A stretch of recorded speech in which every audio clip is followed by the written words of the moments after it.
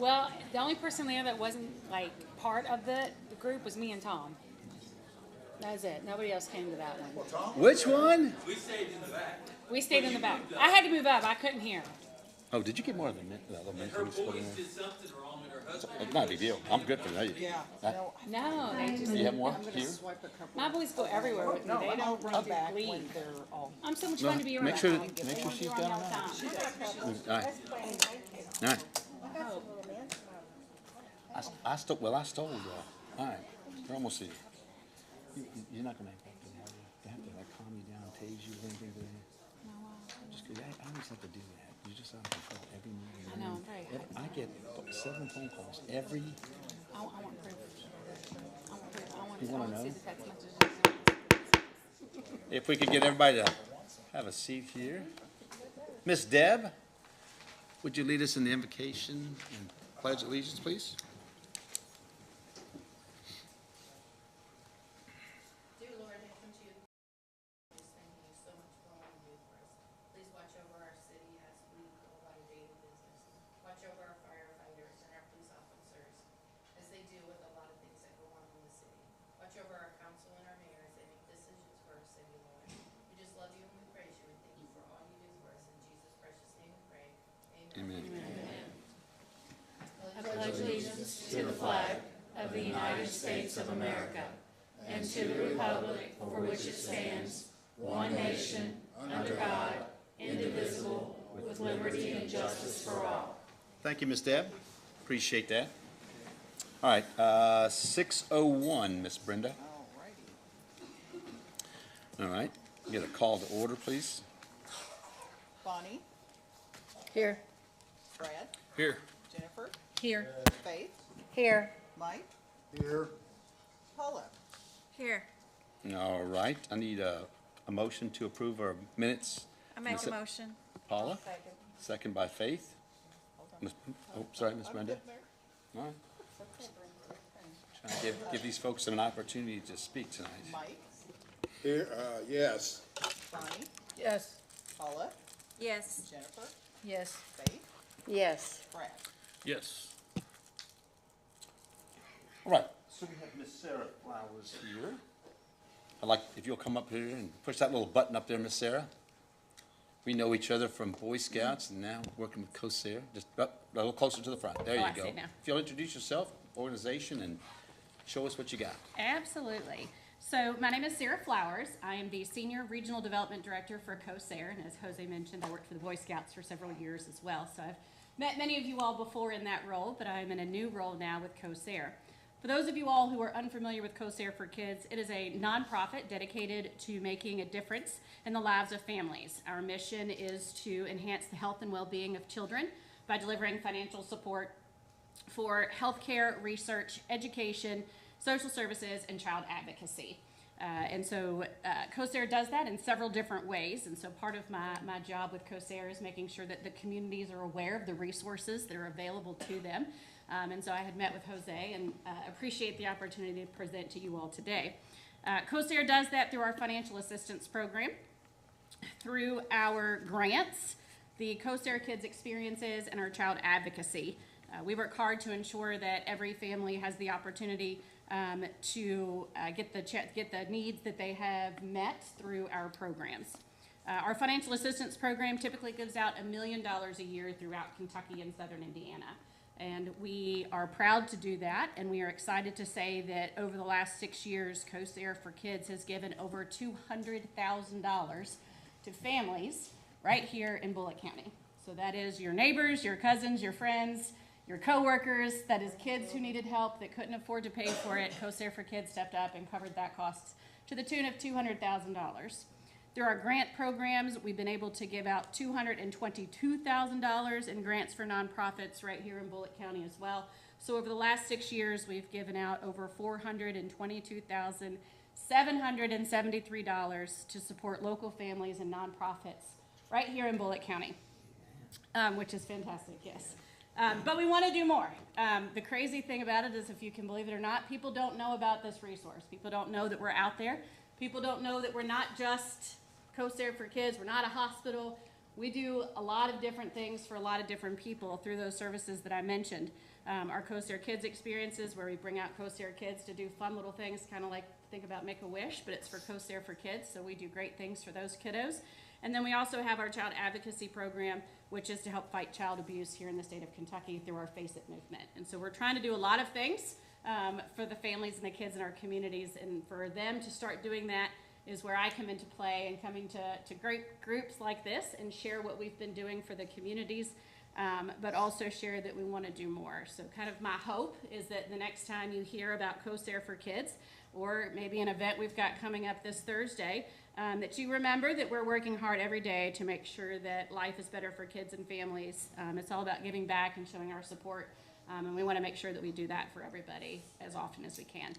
I do have some handouts that you all can pass around that way to kind of share the story a little bit about what we do. I've got some financial assistance brochures. If you know of anybody who needs some help but doesn't necessarily want to give us a call, they can go to our website and fill out all the information there. And then I've got some business cards that I'll pass around as well, just in case you guys want to call me or connect with me in any way, and I can leave some extras of that stuff for the crowd as well.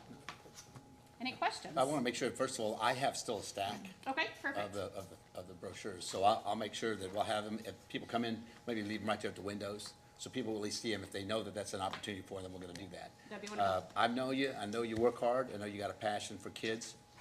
So I think the biggest thing for us is just letting people know a lot of what services are offered out there, especially in our community. Obviously, we appreciate the investment you made so far, but I think it's only going to get bigger. I really do, and I believe that in a positive way, because more people's going to know about it. Absolutely, and that's what we want. We want more people to know about the financial assistance program, more families to know about it, and then also about the grants program. So if you are associated with the nonprofit, work with a nonprofit, you want to find out more about the grants that we have to offer for this community, you can go to our website, which is cosare.org, or you can give me a call. I'd be happy to help you navigate that. So Sarah, my wife and I'll see you Thursday. Thank you. And then from that, obviously, we'll continue working on networking and things we can do. Have you involved in some of the different things that we do in the community? Would love So to. that you can be there just to let people know of your services, so. Would absolutely love I to. know you'll do whatever. Yeah. I know that from fast. But Yep. thank you very much for being here. Thank You guys you. have any Any questions, questions? Bonnie, or anybody? Brad, Jennifer? I just know it's a great program and helped my grandchild several years back, so, Oh, cool. yeah. Cool. So thank you. Yeah, Good stuff. pleasure. Thank you very much, Are sir. there any of these at Oh, that table? There are not, but Jose's got a stack. I got a whole bunch. Yeah, And so I got- we'll make sure that we get those out to as many folks as we can. Then if anybody needs them for their business or however you want them, I can make sure that they're available to you, and then through the school system. If they're here available today, I'll make sure we get some back. I'll bring some up here. I'll make Okay. sure we can do that. Okay, Sarah, thank you very much. My Glad pleasure. to have you out here. Yeah.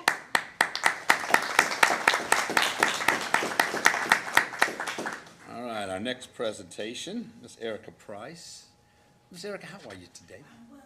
I'm good. She's got the button already turned on for you, so you don't have to do anything sophisticated over there. I'm so glad, because I'm technology Well, danger. All right. Well, Eric, if you will introduce yourself and then the organization again for everybody. Thank you, Mayor, appreciate it. I am Erica Price with ALC. ALC is a Loving Choice Pregnancy Resource Center. Thank you again for having us here. I want to explain who we are. Often people think we are just a pregnancy test, and that's not true. But before I go into that, I want you to understand our work and what we do. Nearly 25% of all Americans' pregnancies end in abortion. 25% end in abortion. That's over 800,000 per year that are dying, that are dead, that are unborn. I want to take a moment just to let that sink in a little bit and share a story. We have, I'm gonna change her name to Paige. Paige is a 19-year-old that was in college, and she was working 2 jobs, going to college, and she got pregnant. She confided in her friend. She says, I'm gonna have an abortion. And their friend didn't say anything, took that. For some reason, she landed here, 368 North Buckman Street, and with our staff. She thought we were abortion clinics. She wanted the abortion bill. She had made her mind up that that's what she was going to do.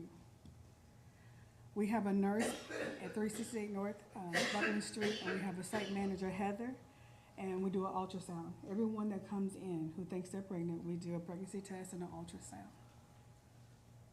She said, I don't want to see it. I'm having an abortion. She talked to the nurse and also our advocate, and she said, okay, we can do an ultrasound. We did an ultrasound, and she saw life. Show you this. Oftentimes, people, mothers, don't know, they think it's just a clump of cells. If I don't mind passing. Absolutely. I want you to just pass it around. At 4 weeks and 5 days, the baby has fingernails. Wow. And these mamas think that it's just a cell. So I just want you to see that, and I'll continue with my story. So when she saw the ultrasound, and she talked to our advocate, Elise told her, if you can just tell somebody that you're pregnant. And she did. She told her mother. She thought her mother was going to be so disappointed and encouraged her to have an abortion. Her mother embraced her and said, this is a gift. I want you all to know that she came back. We don't see them. We don't see them. She came back 9 months later with a baby. That's awesome. She chose That's awesome. life. That's Yep. praiseworthy. That's praiseworthy. That's praiseworthy.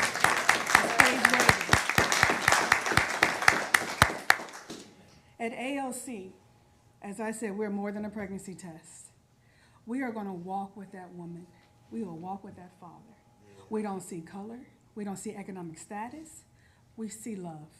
We try to, and I hope this is okay, we try to see them as God would see them. Yes, ma'am. We try to see them as Jesus would have us see them. And so we don't make judgment. We don't chastise or any, come on in, you're welcome. And if you know Heather, if you know Elise, if you know Peggy, that's what we're there for. And so we want them to come on back, and we want to choose life. And we do it through love. We don't judge them, we do it through love. And so when they come back, we have a program, and I'll share this with you all as well. One for each one of them. One of the programs that we do, and I said we're beyond a pregnancy test, we have ultrasounds that are free. We have counseling. We also have pregnancy classes that are 8 weeks long. We have mentoring programs. We have a program with churches that says, save me a seat. A lot of our clients are afraid and unchurched. And when they want to think about going to church, they say, I'm afraid I'll be judged. Well, we got a program where you say, okay, you want to try a church? I have a mentor at that church who's going to have a red rose on. She'll be waiting at the door for you. So you won't have to walk in by yourself. That'll show you where the nursery is. That will show you where et cetera is in that church. And will sit right beside you, because now you have a friend at that church. That's called Save Me a Seat. So when we do that, we are silencing Satan. We're silencing Satan because she's worthy. He's worthy. We also have the same thing for our men. I'm going to just share one more story, and I'll take my seat. You're fine. There was a man who came in our office. The woman was upstairs, and she was excited about her pregnancy. She was 13 years old, and she was excited. He was 13 years old, downstairs and in turmoil. And this is when I first started working at ALC. So we were talking to her and ministering to her, and he left. She told me that he was full of anxiety and stress. And I didn't do my due diligence. So if you see a different in Erica Price, it's because my steps are not ordered by other people. My steps are ordered by the Lord. And so when he came in, broken, scared, and shattered, I didn't see to him, and he left that way. So from that point on forward, I won't allow anyone to come into ALC at 368 North Buckland Street or the other office in Shelbyville to leave broken. They will be loved and ministered to always. So our mission is to love them well. And so we have pregnancy resource centers. We care about the baby once the baby is here. It doesn't stop there. We empower them to set goals. We also have a baby store because we know that baby needs when it's here. We have things for the father, things for the mother. That's ongoing. We celebrate all year long.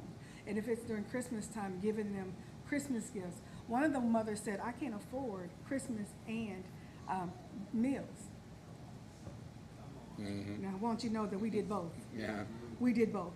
And not just for her, but every client that we've seen. We did a basket full of food, and you come shopping. That's what ALC is about. If nothing else, if you heard anything else, Hear that we are loving women well, we are loving men well, and we're more than a pregnancy test. We are here in this community, and we're loving this community well. So I want to thank you for the opportunity. Erica, we are so privileged to have you here and your organization. Again, this is about our community and our families and our kids, okay? And we talk about that every day. Thank you, thank you. And I think that you're just one more good example of this community doing the right thing. So God bless you. Thank you. And thank you for being here Appreciate today. Thank you, Erica. Thank you very much. So we are going to do an opening bid. Scotty, would you come up here for a minute? All right, so we're going to do the opening bid. You see it on open paving bids. But real quick, before we do this, so in our last meeting, September 9th meeting, we obviously discussed how we handle public works and private industry. We talked about that. Catherine's going to be working with some of you all. We're going to work together. We're going to just discuss what our options are as far as moving forward, making sure we're always following the right way. So in that process, in these 2 weeks, and trust me, in the 2 weeks, I enjoyed being out there in the wilderness, but I did come up with something that we need to do to kind of make at least that situation better. So Scotty's going to get me an invoice tomorrow that we're going to give to the beautification. I've talked to Paula, I've talked to Vicky. I want to make sure that they know that we appreciate all the work they've done in the city, but we can't do that. We talked about that in our last meeting. So in this meeting, Scotty, when you get that to me, we'll get it to the beautification here, and then they'll pay for that services for the Buckman area. Yes. And again, moving forward, Catherine's going to help us from a legal standpoint, make sure that we're always following the right way when we do these things, public and private. We'll get it all squared away, but I appreciate you. Now you got to stay up there because I need you for a minute more. All right, no pressure. No pressure. So first of all, we have the bid, but before he does that, so we're working on the park projects, as we talked a little bit about that. And we're looking to do both the all-inclusive playground area and everything on the Frankie Simon side. But we're gonna come back because that side's gonna be under construction for a little bit. Once we get the stormwater down, get that started, they say it's 6 months for that, right? So in that process, most of that area is going to be kind of closed off. So Frankie Simon, outside of Public Works being able to use their building, there'll just be a turnaround. That actually will be blocked while they're doing the work and doing roads and all that. So what we want to make sure of is that we want to put some things on the other side of the park, like a pickleball court, right, and a basketball court. And then we're obviously looking to maybe even put a pavilion if we can do that. So we had Tom put some stuff together. Originally, it was $81,000 to do both these projects, but we had to hold off on the one on that area. Correct. But then he came back, and I think he said something to the council that he was able to save $16,000. It's about 65.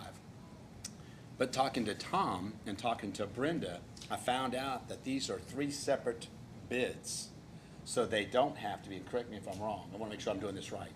But because they're different, each of them have to be 40,000 or more. Well, that would be 120,000 if that was the cost. So it's only 65. But what we did was, that isn't that way. And so they have 3 different costs, and I don't know what the total is going to be, but 3 different ones. But we're just going to do the Buckman side, just so that we have it available so kids can play there. We got the Gaga ball. We put the new flooring in there. That looks really good, by the way. It's great for the kids to be able to play Gaga ball. They'll have that available. We'll have the pickleball and basketball while we're working on the other side.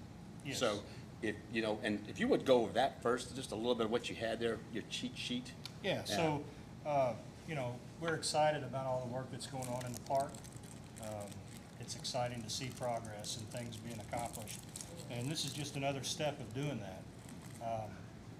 Like the mayor had said and Tom had said, we wanted to put pickleball and basketball courts on both sides of the park, which that's still the plan. But as the mayor said, we're going to press pause on the Frankie Simon project and put our attention on the First Street project. With all the construction going on with the storm line coming in, the new play set coming in, it's just going to create just too much at one time. So we kind of broke down the cost. I was trying to call the contractors today because they had bulked everything into one piece. So trying to break that down. We don't have actual contracts per se yet. These are just basically quotes. So we just wanted to be transparent with you guys. It's in our budget to do this. And we're excited to get this going for the kids, the community, to be involved in things. So the groundwork on the First Street side project, basically we're going to have a full-size high school basketball court. There's going to be a pickleball court as well, and some additional parking for that area. The groundwork is going to be $21,500, and the asphalt work is going to be $16,750. And with that, we're saving money from the city by using some of our own material, some of our own labor, things like that. So the fencing is going to be 10-foot tall black fencing around it. It's going to surround it where, you know, you don't have to worry about the river, balls going off into the side, any kind of hazards like that. So the fencing, I don't have the exact quote for. The contractor had a pretty rough day with some vehicle issues, so I wasn't able to get that from him. He said I'd have it tomorrow, so.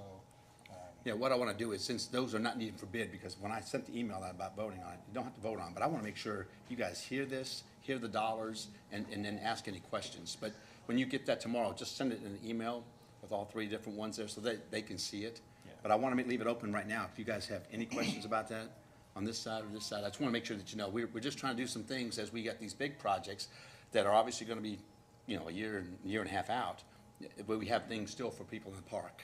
We want to make sure the kids are able to have some fun things. So I didn't know if you guys had any questions or comments about this? I've already asked my questions, so I'm good. Yeah, Faith did reach out to me to ask me that, so I got her taken care of. But I want to make sure you all, it's in the budget, and we want to make sure that we've been trying to plan some of these things because we know some of these bigger projects are going to take a while.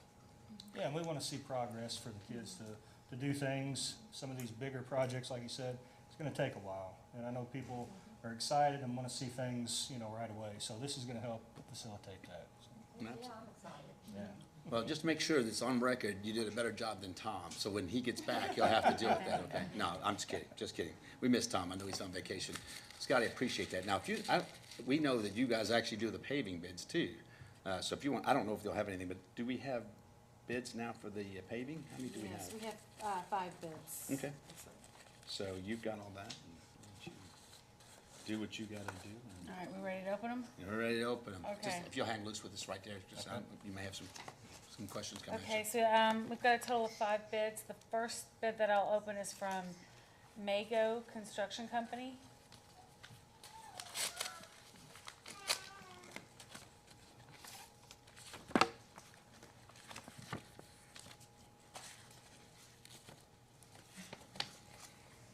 This says it includes labor, materials, equipment and services, overhead, profit, insurance, and other incidental expenses to cover the finished work specified, as specifically noted in the following items.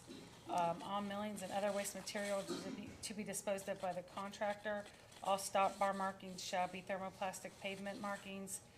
And then the city of Shepherdsville reserves the right to delete any of the sections. So we've got section 1, Omega Parkway, mobilization, demobilization, general conditions, at $2,200.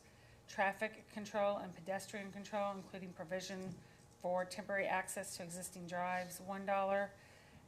Base failure repairs, 10 inches deep and at least 4 feet wide with state mixed base asphalt compaction to state highway specifications before surface asphalt placement. This is 100 yards at $135, total $13,500. So total section for Omega Parkway is $15,701. So section 2, Gordon Industrial Drive. This is the Omega Parkway to pavement joint at Gordon entrance. So for the mobilization, demobilization, general conditions, we've got a lump sum of $2,200. Traffic control and pedestrian control, including provision for temporary access to existing drives, $1. Base failure repairs, 10 inches deep with state mixed base asphalt compaction to state highway specifications before surface asphalt placement is 200 square yards at $135 for a total of $27,000. Install 2 inches of bit concrete state mixed base, including all labor, equipment, and materials, 500 tons at $71.75 for a total of $35,875. And install 2 bit of concrete state mix surface, including all labor, equipment, wedge milling, and materials, 500 tons at $91.95 for a total of $45,975. So total for section 2, Gordon Industrial Drive, is $111,050 and $51. The total is again $111,051. All right, Ms. Catherine, thank you on that bid. We're not done. I know. No, oh, you got one? I got one more. One more, okay. Yeah. I missed that, I'm sorry. Yeah. That was good. So the total estimated contract price for sections 1 and 2, they've got $126,752. Section 3, as needed, which is optional paving, and this is for point repairs or city streets outside of original scope. So the mobilization, demobilization, general conditions is $2,200. Traffic control, $1. Mill, remove, and dispose of a bit concrete pavement along existing driveway and edge key entrances, minimum 50 square yards, if any, at $40, which is $2,000. Install 6 inches of bit concrete state mixed basing base, including all labor, equipment, and materials, minimum 3 tons, if any, at $250 for a total of $750. And install 2 inches of bit concrete state mixed surface, including all labor, equipment, and materials, minimum 20 tons at $125 for a total of $2,500. So total for section number 3 is $7,451. Okay, and that was again from Mago Construction. Yep. Next up, we have Louisville Paving. I know you guys are taking notes, but we can also put something together for you guys and send it to you. I mean, keep taking your notes. Yeah, I'll get something together for you guys. So, yeah, because I know you guys are catching y'all writing real fast and trying to get it all down. Okay, so this again includes labor, materials, equipment, and services, overhead profit insurance, and other incidental expenses to cover the finished work specified, as specifically noted in the following items. All millings and other waste material to be disposed of by the contractor. All stop bar markings shall be thermoplastic pavement markings. City of Shepherdsville reserves the right to delete any of the sections. So for section 1, Omega Parkway, mobilization and general conditions, we've got a total lump sum of $3,500. Traffic control and pedestrian control, including provision for temporary access to existing drive, $7,000. Base failure repairs 10 inches deep and at least 4 feet wide with state mixed base asphalt compaction to state highway specifications before surface asphalt placement. They had 100, but they scratched that out and wrote down 2,565 square yards at $48.55 for a total of $124,530.75. So the total for section 1 Omega Parkway is $135,030.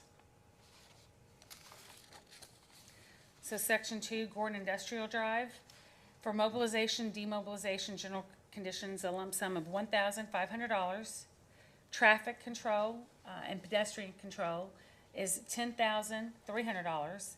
Base failure repairs 10 inches deep with state mixed base asphalt compaction to state highway specifications before surface asphalt placement, 200 square yards at $48.55 for a total of $9,710. Install 2 inches of bit concrete state mixed base, including all labor, equipment, and materials. They marked out 500 tons and put down 700 tons at $68.79 for a total of $48,153. Install 2 inch of bit concrete state mixed surface, including all labor, equipment, wedge milling, and materials. They crossed out 500 tons and put 700 tons at $77.10 for a total of $53,970. So the total for section 2 Gordon Industrial Drive is $123,633. And then, so the total they've got for the sections 1 and 2 is $258,663. Section 3, this is the optional paving, mobilization and general conditions. They have $3,500. Traffic control and pedestrian control, $3,000. Mill, remove, and dispose of bit concrete pavement along the existing driveway and edge key entrances, a minimum of 50 square yards, if any, at $50 for a total of $2,500. Install 6 inches of bit concrete state mixed base, including all labor, equipment, and materials, minimum 3 tons, if any, at $75 for a total of $225. Install 2 inch of bit concrete state mixed surface, including all labor, equipment, and materials, a minimum of 20 tons at $125 for a total of $2,500. So total for section 3 is $11,725. And Tom, and we'll make sure, I'll get a copy of that to you just to verify numbers. Scott, real quick, I was gonna tell you is that, this will all be sent to you and Tom and Scott and Arthur. Okay. To be actually, to dwell on this, and then you guys can give us your answer on that too. Okay, I know we got a couple more to read, but I just wanted you to, so I don't know that we need you here right this moment. I wasn't gonna make you stand up any longer than you have to, but you look great doing it though. Hey. You look great doing it. I've never seen anybody stand like that, look great. My bad. Thank you all very much. Thank you Yeah. to you and Tom for answering our questions. Not a problem. Yeah. Yeah, anything come to us. Is Yes. this all in the industrial park? Yes, yes. So this was what was the total of all that for all those bids? Well, we're not done with the bids, so which ones are you wanting? Oh, okay. Yeah, we're gonna, and I was again, gonna say, cause I think at a previous meeting, Tom said that was gonna come in somewhere around $1 million. so what we did was, remember we carried over our money? We put most of the money into public works, to all the projects, but we took some of that money, put it into roads. Yeah, we took $500,000, put it there, so that piece is gonna help us cover that. We would, and you guys have walked all that, because that's the big piece we gotta fix, because it hasn't been taken care of. Correct. And obviously, there's quite a bit of money tied up in that. Yeah, and we obviously, it needs attention. So Yep. the optional section, is that like the driveways into the businesses? Yeah, I Is think- that what that is? can you, Do you know? I don't want to speak on that 100%, but I think it may be a scenario where if there's other areas in the city that we might need some paving done, Okay. you know, it's kind of like while they're there, they can mobilize and go to different areas. Oh, okay. it just, if we have areas that we're working in, we don't wanna pay that, yeah, we don't do a second setup and have them do it all again, that's too much of a So cost. they're to just us. adding that in? So, Yeah. yes. Okay. It's an option if we choose to do it. I think the Correct. biggest piece is gonna be the first piece, those sections, and what it Yes. costs us. Yeah, that's the So problem. with that, so that optional section, could that possibly change? Like, does that make sense? Like, yeah. because I mean, it just seems so low. Yeah, because all it is just, Because it's at just like, first I thought, well, maybe it's the drives, but then I was Yeah. like, it sounds like it's roads though. no, it's just other pieces of, we've got other projects. If we can get somebody to do it, and we pick them, we might say, oh, by the way, this optional piece, can you do these other pieces Okay. right now? Yeah, it just gives you like, I don't know exactly what pieces that you guys, so I don't wanna speak for that piece either, but I know that Tom was trying to combine having equipment on site, and having the labor there to make these things a little Yeah. more Yeah, cost it's just effective. easier while they're, Mhm. you know, at one location, they can kind of maneuver through the city. Oh, okay. Yep. Got it. Yeah. Tom, thank you very much, buddy. Can you, Scott. now, you No, got well, one big, that's Scott.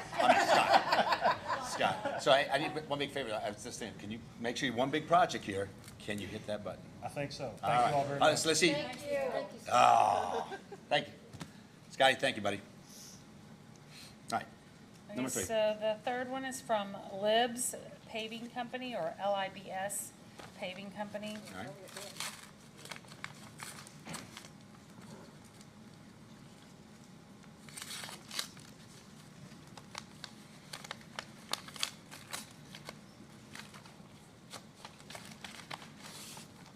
Okay. So again, this includes labor, materials, equipment, and services, overhead, profit, insurance, and other incidental expenses to cover the finished work specified as specifically noted in the following: all millings and other waste material to be disposed of by the contractor. All stop bar markings shall be thermoplastic pavement markers. The city of Shepherdsville reserves the right to delete any of the sections. So Section 1, Omega Parkway, mobilization and general conditions, lump sum $500. Traffic control and pedestrian control, lump sum $500. Base failure repairs 10 inches deep and at least 4 feet wide with state mixed base asphalt compaction to state highway specifications before surface asphalt placement. 100 square yards at $105 for a total of $10,500. So the total for Section 1 Omega Parkway is $11,500. Section 2, Gordon Industrial Drive.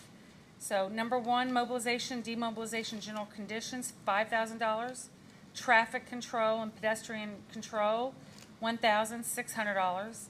Base failure repairs, 10 inches deep with state mixed base asphalt.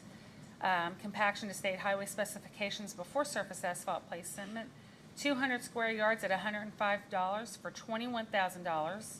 Install 2 inches of bit concrete state mixed base, including all labor, equipment, and materials, 500 tons at $84 for a total of $42,000. Install 2-inch of bit concrete state mixed surface, including all equipment, wedge, milling, and materials, 500 tons at $84 for a total of $42,000. So total for section 2, which is Gordon Industrial Drive, is $111,600. So the total estimated for sections 1 and 2 is $123,100. Section 3, optional paving for mobilization and general conditions, $950. Traffic control, $950. Mill, remove, and dispose of bit concrete pavement, minimum 50 square yards if any, $72 for a total of $3,600. Install 6 inches of bit concrete state mixed base, including all labor, equipment, and materials, minimum of 3 tons if any, at $740 for a total of $2,220. Install 2 inches of bit concrete state mixed surface, including all labor, equipment, and materials, minimum 20 tons at $195 for a total of $3,900. So the total for section 3 is $11,620.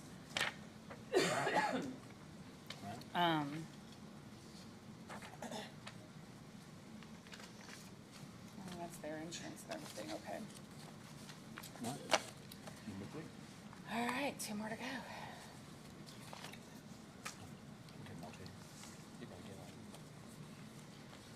All right, the fourth one is from Flynn Brothers.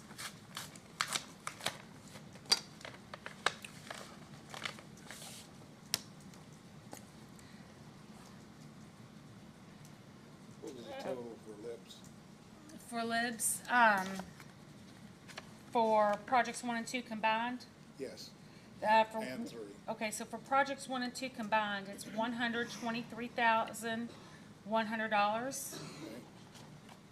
And then, for section 3, the optional is $11,620. Okay.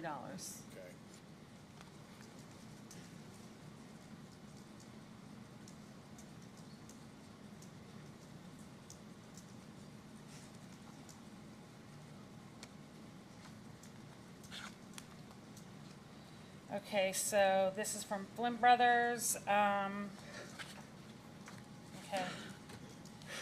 This includes labor, materials, equipment, and services, overhead, profit, insurance, and other incidental expenses to cover the finished work specified as specifically noted in the following. All millings and other waste material to be disposed of by the contractor. All stop bar markings shall be thermoplastic pavement markings. City of Shepherdsville reserves the right to delete any of the sections. So, section 1, Omega Parkway. Mobilization and general conditions, $5,000. Traffic and pedestrian control, $5,000. Base failure repairs 10 inches deep and at least 4 feet wide at 100 square yards at $55 for a total of $5,500. So the total for section 1, Omega Parkway, is $15,500. Section 2, Gordon Industrial Drive, mobilization and general conditions, $2,500. Traffic and pedestrian control, $2,750. Base failure repairs 10 inches deep with state mix base asphalt compaction, 200 square yards at $55 for a total of $11,000. Install 2-inch of bit concrete state mix base, including labor, equipment, and materials, 500 tons at $82 for a total of $41,000. Install 2 inches of bit concrete state mix surface, including all labor, equipment, wedge milling, and materials, 500 tons at $88 for a total of $44,000. So the total for section 2, Gordon Industrial Drive, is $101,250. The total estimated contract price for sections 1 and 2 is $116,750. Section 3, optional paving, mobilization and general conditions, $2,500. Traffic and pedestrian control, $2,500. Mill, remove, and dispose of bit concrete pavement, minimums 50 square yards, if any, $20 for a total of $1,000. Install 6 inches of bit concrete state mixed base, including all labor, equipment, and materials, minimum 3 tons, if any, at $500 for a total of $1,500.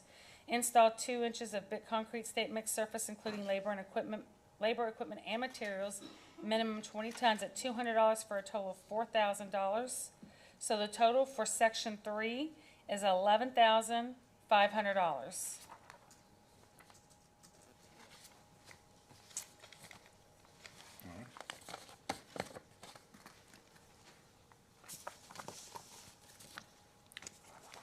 And the last one is from Hall, Hall Paving.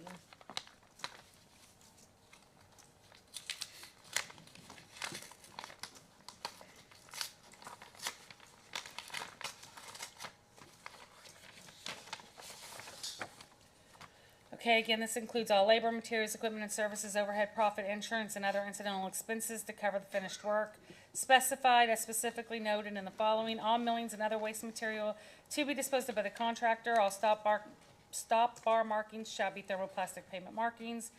The City of Shepherdsville reserves the right to delete in these sections. Section 1, Omega Parkway, mobilization and general conditions, $300. Traffic and pedestrian control, $1,200. Base failure repairs, 10 inches deep and at least 4 feet wide, with state mixed base asphalt compaction to state highway specifications, 100 square yards at $80, for a total of $8,000. Total for section 1, Omega Parkway, is $9,500. Section 2, Gordon Industrial Drive, mobilization and general conditions, $300. Traffic and pedestrian control, $1,000. Base failure repairs, 10 inches deep with state mixed base asphalt compaction to state highway specifications, 200 square yards at $40, for a total of $8,000. Install 2 inches of bit concrete state mixed base, including all labor, equipment, and materials, 500 tons at $70, for a total of $35,000. Install 2 inches of bit concrete state mixed surface, including all labor, equipment, wedge milling, and materials, 500 tons at $100, for a total of $50,000. So the total for section 2, Gordon Industrial Drive, $94,300. So the total estimated price for sections 1 and 2 is $103,800. So section 3, optional paving, mobilization and general conditions, $1,000. Traffic and pedestrian control, $650. Mill remove and dispose of bit concrete pavement, minimum 50 square yards if any, at $150, for a total of $7,500. Install 6 inches of bit concrete state mixed base, including all labor, equipment, and materials, minimum 3 tons if any, at $350, for a total of $1,050. Install 2 inches of bit concrete state mixed surface, including all labor, equipment, and materials, minimum 20 tons at $150, for a total of $3,000. So the total for section 3 is $13,200. All right, thank you, Ms. Captain. We have 5 bids, and I do want to tell the folks that actually put out the bids, thank you for bidding. We appreciate that. And then we'll get this composite for the council and Mr. Tom Barr. We'll get y'all squared away, and then we'll have, we'll make sure that Tom and Scotty and Scott and Arthur get it, so they can work on that as well. And we'll get an answer, you guys. All right, well, thank you, Ms. Captain. All right, there is no old business. All right, want to make sure, new business. 8.1 here, Catherine, you'll read our new summary of this ordinance, 024-036. Okay. Before I read it, I want to explain, Okay. because I got a call today. The reason that we are drafting this is because when we do certain grants, they have been requesting a copy of our ordinance to show what our procurement process is, our bidding and all of that. And so, you know, we repealed the other one because it was lower than the state minimum.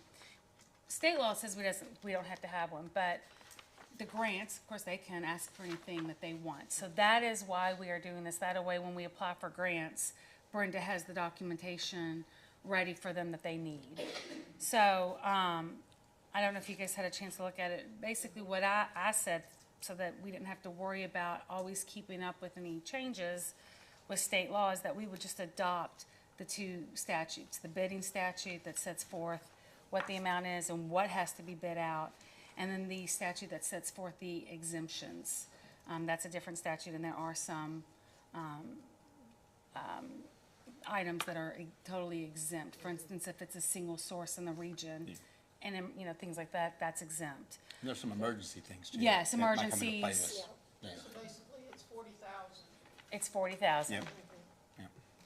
It's actually, if it's going to be 40,000 or more. So at 40,000, you have to get a bid. It's only if it's $39,999.99, you do not. And that's what the city's been operating under, I guess, for what, about a year once since we repealed Yeah. it? Yep. It's about that. So on that note, is there anyone who would like to sponsor this ordinance? Okay, Thank you, Bonnie. thank you.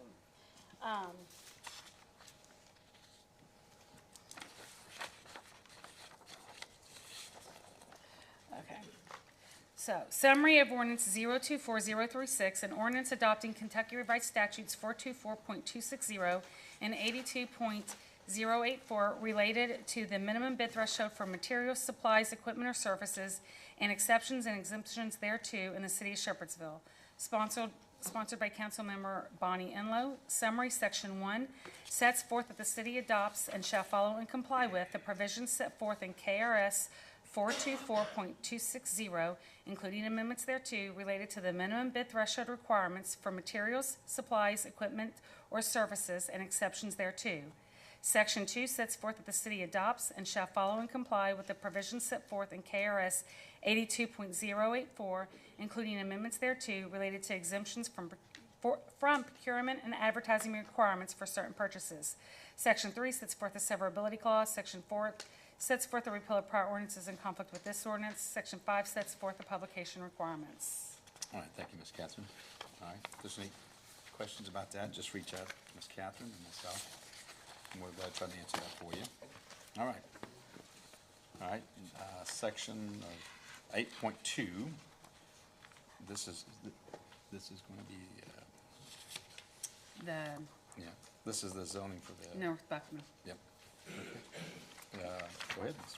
Summary of ordinance 024-037, an ordinance amending the Bullock County City Zoning Order and the Bullock County City Zoning Map as amended, changing the zoning of 1.217 acres more or less located at 699 North Buckman Street in the city of Shepherdsville, Bullock County, Kentucky, also known as parcel 036 SE 006002 from B1 Highway Business to R3 Residential, sponsored by Councilmember Jennifer Mendez, co-sponsored by Councilmember Faith Portman. Summary, Section 1 sets forth that the Bullock County Joint Planning Commission held a public hearing on August 8, 2004, docket number 2024Z-43, and recommended that the Bullock County City Zoning Order and the Bullock County City Zoning Map be amended to change the zoning of 1.217 acres located at 699 North Buckman Street, also known as parcel 036 SE 006002, hereinafter subject property, from B1 Highway Business to R3 Residential. Section 2 sets forth that the City Council had a public hearing on September 9, 2024. Section 3 sets forth that the City Council adopts the findings of fact and recommendations of the Bullock County Joint Planning Commission. Section 4 sets forth that the Bullock County City Zoning Order and the Bullock County City Zoning Map shall be amended to change the zoning of the subject property from B1 Highway Business to R3 Residential. Section 5 sets forth a severability clause. Section 6 sets forth the repeal of prior ordinances in conflict with this ordinance. Section 7 sets forth the publication requirements. Okay. Thank you, Ms. Catherine. All right, any questions? That was a piece of property there. Yeah. Okay. No, And I again, don't he's, have any questions.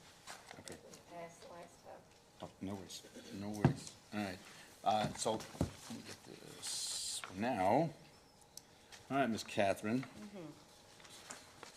Section 8.3, I think there's some people here want to discuss this with us. All right, before we do anything here, Ms. Catherine, I'll let you take the show here. Okay. Where's the list of silent speakers? Just so I can get organized. Okay. So, Next up, we are going to have our public hearing for the rezoning of approximately 4.31 acres located at 964 Highway 44 West, known as parcel 03600000001, from B2 Central Business to R3 Residential. The intended use is for an overnight crisis center slash boarding house. So, who is here to present this rehearing request, or rezoning request? I'm Dale Lance, I'm the attorney. Okay. Okay, I think we have several people signed up to speak. Yep, okay. thank you. There we go. My name is Dalen Lance. Yes, ma'am. Yeah, I think we have a few people signed up to speak, but I can start it off. If you guys are Yes, ready. so here's what I'd like to do. So I'd like for you to present, your case and the the rezoning and the purpose, and then if you want to call your clients and have them testify, and then if they have any questions, we'll ask those questions, and then we'll allow other people to speak. If they have questions for you, then we will allow them to ask those questions, maybe in an orderly manner. We'll kind of see what kind of questions they have. If they're quick answers, we may allow you to answer then. If you need to go into more discussion, we might just have you answer them. We'll kind of just see how it goes, because I don't know, and there is a lot of people, but I don't know what they're here to say. Yeah. Yes, So, so it's, Perfect. you stated your name, and just start us off with your presentation, sir. Okay. So good evening, council. Like I said, my name is Dalen Lance. I'm a local attorney here in Bullitt County. I'm representing the Trinity Assembly of God Incorporated. Here with me tonight, several people signed up to speak, but specifically here with me is James McFadden. He's the preacher of the church. Mark Weird is going to be the director of the program, and Don Mudd is going to be the assistant director of operations. We are requesting this property be rezoned from B2 to R3. That zoning request is in agreement with the comprehensive plan, which calls for high-density residential, and we did receive a favorable recommendation from the county. I'm going to be brief because, as we said, got a lot of people signed up to speak, and I'm excited for you guys to hear from those people. One of the reasons that I know this is going to be a successful program is because this is not a place where people can just come and stay for one night. This is not a place where people are going to be going in and out. This is a long-term rehab recovery center. Everybody that comes here is going to be staying for at least 6 months. It's a 6 to 12 month program. And while they're there, they're not just going to be getting sober. They're also going to be, Mark is going to be working with them to get a job. That way they have somewhere to go when they get out. That way they have a plan. We're going to be working with them to get housing. They'll be provided transportation when they do leave the facility. And now I know some of you may have gotten to tour the church. For those that didn't, this is a really big spot. This is a really nice building. It's been in the community for 33 years and serving the community as a church for 33 years, and it's going to continue to be a church. So nothing's going to change from that perspective. We're just adding on to the resources that the church is able to provide for the community by rezoning it to allow people to stay overnight. That way they can do this program. And they're going to be doing the program in the upstairs part of the church. The whole church is 27,000 square foot. The upstairs is 9,000 square foot. It's a really, really big upstairs. It's really well equipped. It's really perfect for this type of program. It's got everything that they need. Also, the state inspector and the fire marshal both approved this area. And I guess the biggest thing is that, I'm excited to present this to you guys because this is a program that's going to meet a need in the community that's going to benefit everybody. A lot of you might be familiar with the Robert Alexander Recovery Center in Mount Washington. That is exactly what we're kind of trying to model after and exactly what we're trying to do here. When we went in front of the county, Steve Small, Commission Member Steve Small, noted that he actually lives in 12 Oaks, which is the neighborhood that backs right up to that Robert Alexander Recovery Center. And he said at least 80% of the neighborhood was completely against them building that center. And now it is completely flipped, they're one of the biggest donors. The residents from that neighborhood are actually one of the biggest donors, he said, to the Robert Alexander Center. He lives in that neighborhood, and he is hugely supportive of that, just because of what it's been able to do for their community. It's not created any problems, it's solved problems. And that's exactly what I know we can do here. I want to be able to help these guys. These guys want to be able to bring that same type of resource that Mount Washington has to the city of Shepherdsville. Like I said, this proposal it's in agreement with the comprehensive plan. The fact that it's going to serve a great need in the community, and the fact that it's in agreement with that comprehensive plan, those are just some of the reasons that we received a favorable recommendation from the county. And I'm gonna turn it over to these guys to fill you in on some more of the stuff. These are great people that have a lot of experience in this type of field, and this is a program that's going to do long-term change in people's lives. It's going to take people that have maybe been, a drain on the community, or people that have been kind of a nuisance in the community, or didn't have anywhere to go, through no fault of their own, and it's going to turn them into productive members of society. So I'm really excited for you guys to hear from them, and I'll be around to answer any questions you have. Thank you very much. I'm going to turn it over to Ms. Mudd right now, who's the Assistant Director of Operations.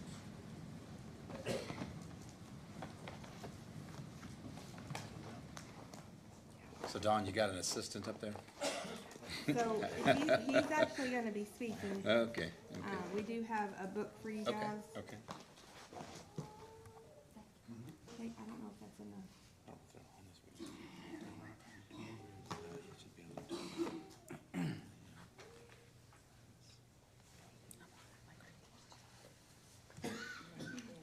If you guys could both just state your name for the record.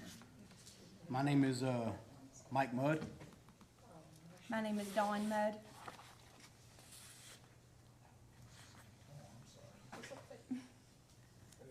Are you waiting for these to get passed down? Yeah. Right. Make sure you got enough. We're missing. Oh, they got the. Awesome. Okay, there we go. So we'll go ahead and get started with the presentation. First of all, thank you guys for allowing us to present tonight. It's an honor. I know personally what it's like to have to be reached, rescued, and restored. And the name of our ministry that we've chosen is Alpha Ministries, Reach, Rescue, and Restore. And again, I was an addict for 15 years of my life. I destroyed everything, every relationship I ever had, my name in the community, my family, my children, until I found myself alone in the car on the side of the road. And only by the grace of God, because I gotten so depressed. And I decided to myself, if drug addiction was all there was to life, that it wasn't worth living to me. And I made the decision in the car that day that I didn't want to live life any longer if that's all there was to life. It was at that point in my life, the worst season of my life, when I'd hit rock bottom and lost everything, when someone reached me. I went into a place, kind of like the one that we're modeling after here in the city of Shepherdsville, and that place taught me things that literally changed my life. They restored my life to me and gave me an opportunity, because of the experience that I gained, because of the things that I went through. I have a desire to help people who are like I once was.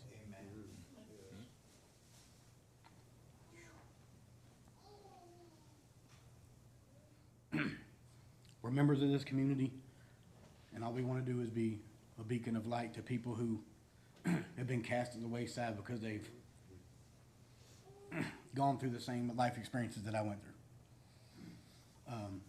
We have a plan tonight. We want to show you. We want to walk you through this, and then, of course, we'll open at the end to answer any questions that you all have. I'll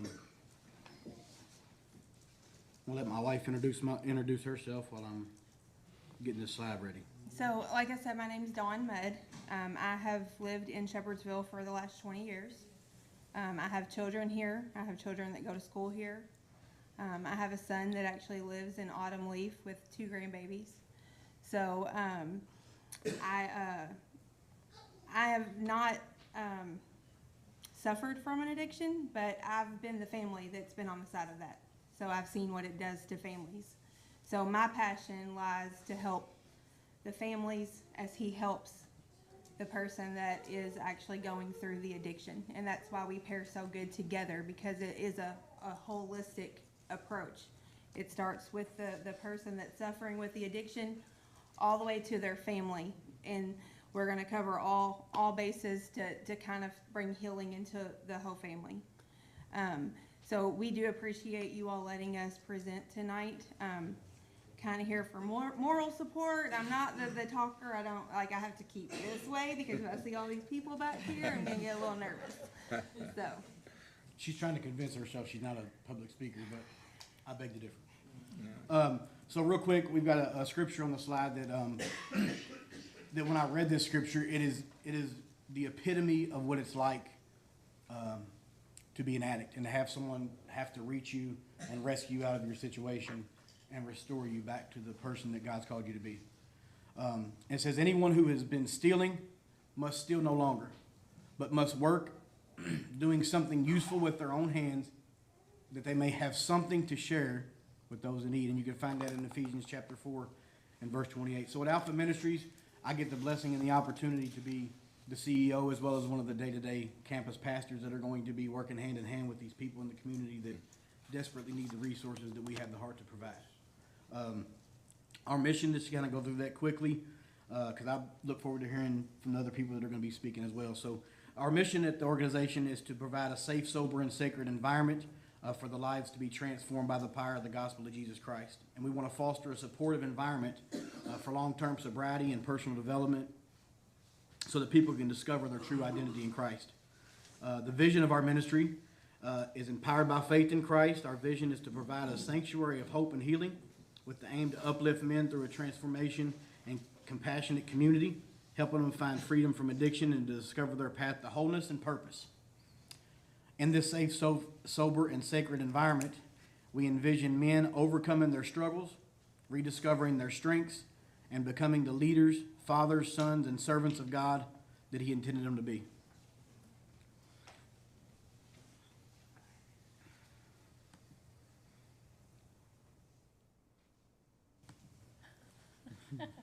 We've got our Vanna White over there helping us with the slides so you all can keep up with this.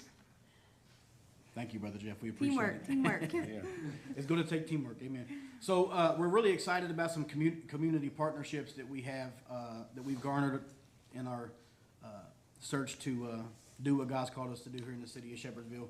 We're going to be partnering with the REACH program that will provide treatment at our facility so that Medicaid can be accepted for treatment.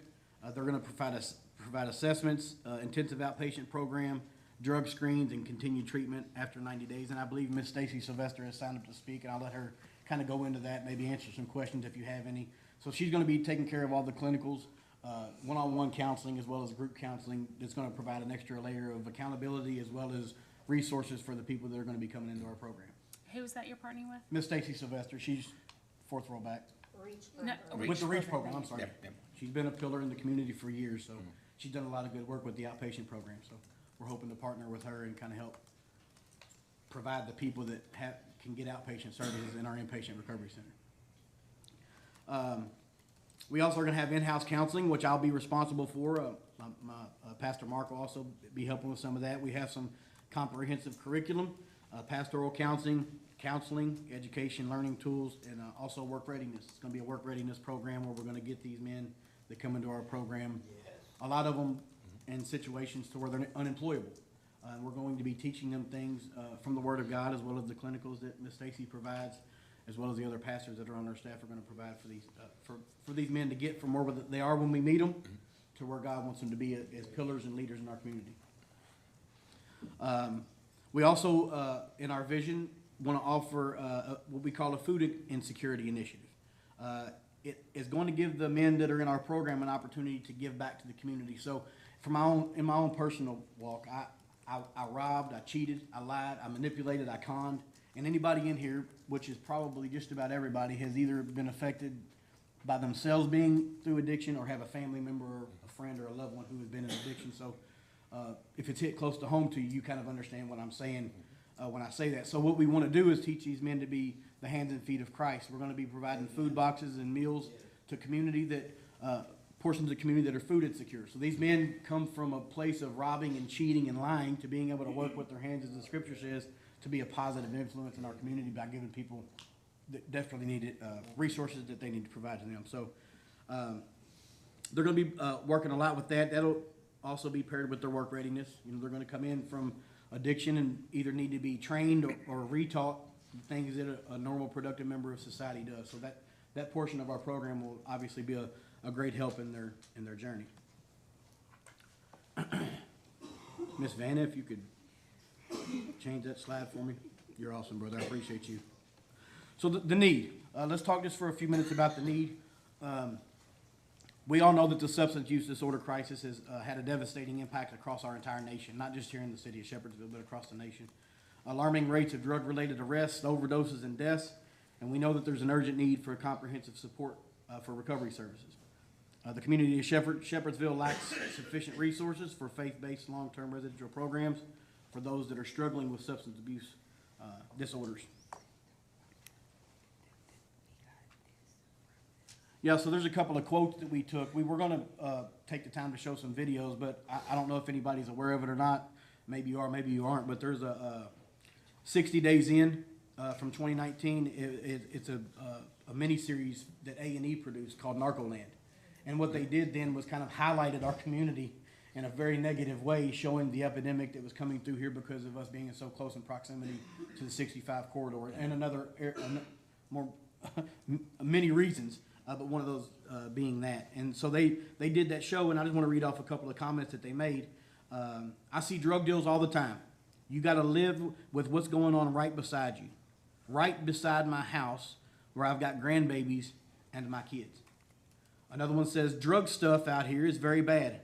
I want my family safe, and that's the main one I want to protect. You'd think being a small rural county, you wouldn't have the cartel presence that we've had, but we all know that it's here. We're the Bullitt County Sheriff's Office Narcotics Unit. We are 5 guys fighting some of the biggest criminal organizations in the world, dealing with the cartel. Very, very dangerous, but somebody has to step up and to try to make the community a better place. A lot of statistics. I have several of them here. We didn't post them on this slide, but just to kind of go through some of those. I know you all have the handouts, and I'm not sure what page this is on, but you'll see it says amount of violent crime by proximity. So what this graph is showing us, contrary to popular belief, that when there's a recovery center in a certain area, that the surrounding areas for that drug recovery center, there's going to be more violence, more crime. But the data that we pulled shows to the contrary. It's actually safer in that area because it's a lot of times patrolled and secure. So people that are up to no good kind of tend to fly away from those areas rather than to be a part of those areas. So contrary to popular belief, recovery centers and communities make the community a safer place, not a more dangerous place. And we're dealing with an issue that's already here. It's not something that we're bringing. It's something that's already here that we're trying to be a solution to a problem that we all know obviously exists. So, okay, thank you, baby.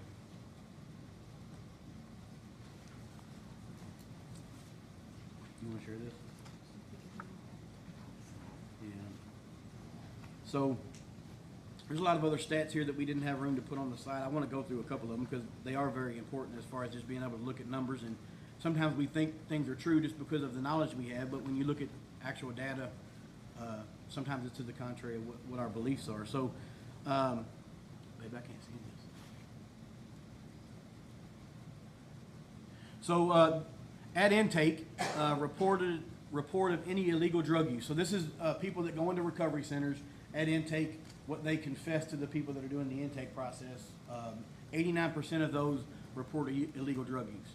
And at follow-up, which in our program, which would be a year later, we follow up and do aftercare plans with the people that come into our program. Only 11% report illegal drug activity. Met the study criteria for either depression or generalized anxiety. A lot of times we find that men that come into the programs, like the one we want to open here in Shepherdsville, struggle with disorders. And most oftentimes I find that they're prescribed medications because they're out ripping and running, and then they go to the doctor and aren't completely honest about the illegal medications they're taking, so they get prescribed other medications which end up a lot of times having adverse effects rather than being of any help. So this stats, it says 73% of people at intake report some type of generalized anxiety or depression, and only 29% at follow-up a year after a recovery program. Currently homeless. There's 32% of people at intake report that they're homeless or couch surfing, whatever they can do to survive to get their next. So 32% of people report that, and only 4% at follow-up. Attended mutual help recovery meetings. So these are NA programs, AA programs that help people, that come to meetings, gather together, kind of for moral support. 28% at intake, but 82% of those people actually are a part of support groups a year after intake. So we just see the positive impact on a recovery center. Now, I don't have the stats here, but I will say this.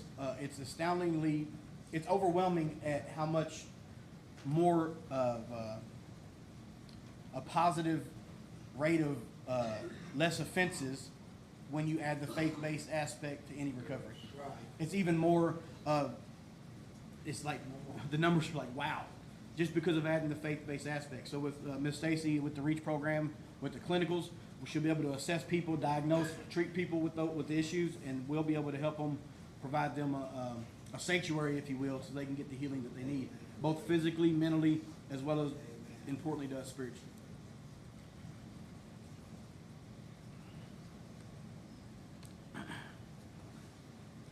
Thank you, Brother Jeff. So REACH, this is the first phase of our program. The first phase of our program, when we get a person into our care, we're wanting to reach them. So we have many ways that we're going to do that. One way is we're going to offer a 24/7 meticulous intake process with safe and immediate accommodations. A detox program under the supervision of professionals and determined on an individual basis. We'll be able to refer out for medical detox and I'll hold beds until completion according to assessments. And then we have the intake process. It's a 14-page packet where we are very meticulous in who we're bringing into our recovery center. We're going to know about them. We're going to know about their families. We're going to know about their background. We're going to know their history of drug use so that we know what we're dealing with. This isn't, as our lawyer said, this isn't something where we're going to bring people in for a flop house for a night or 2 nights until we can find other resources for them. The fact is, we're going to go through this meticulous intake process, and if somebody doesn't fit the criteria for the help that we're trying to provide in Shepherdsville, we will do our best to give them other resources, but we will not be taking them into our program. They will not be a part of the program that we're offering because we want to make sure that we're above board with everything we're presenting to you guys, as well as the services that we offer day to day for the people that are going to need the help. And then, of course, touch a little bit again on the food insecurity initiative. We're going to be partnering with people in the community to provide food boxes for these families that are in need, as well as in the future some warm meals that are going to be provided as well. Baby, if I miss anything, talk to me. You stand over there looking pretty.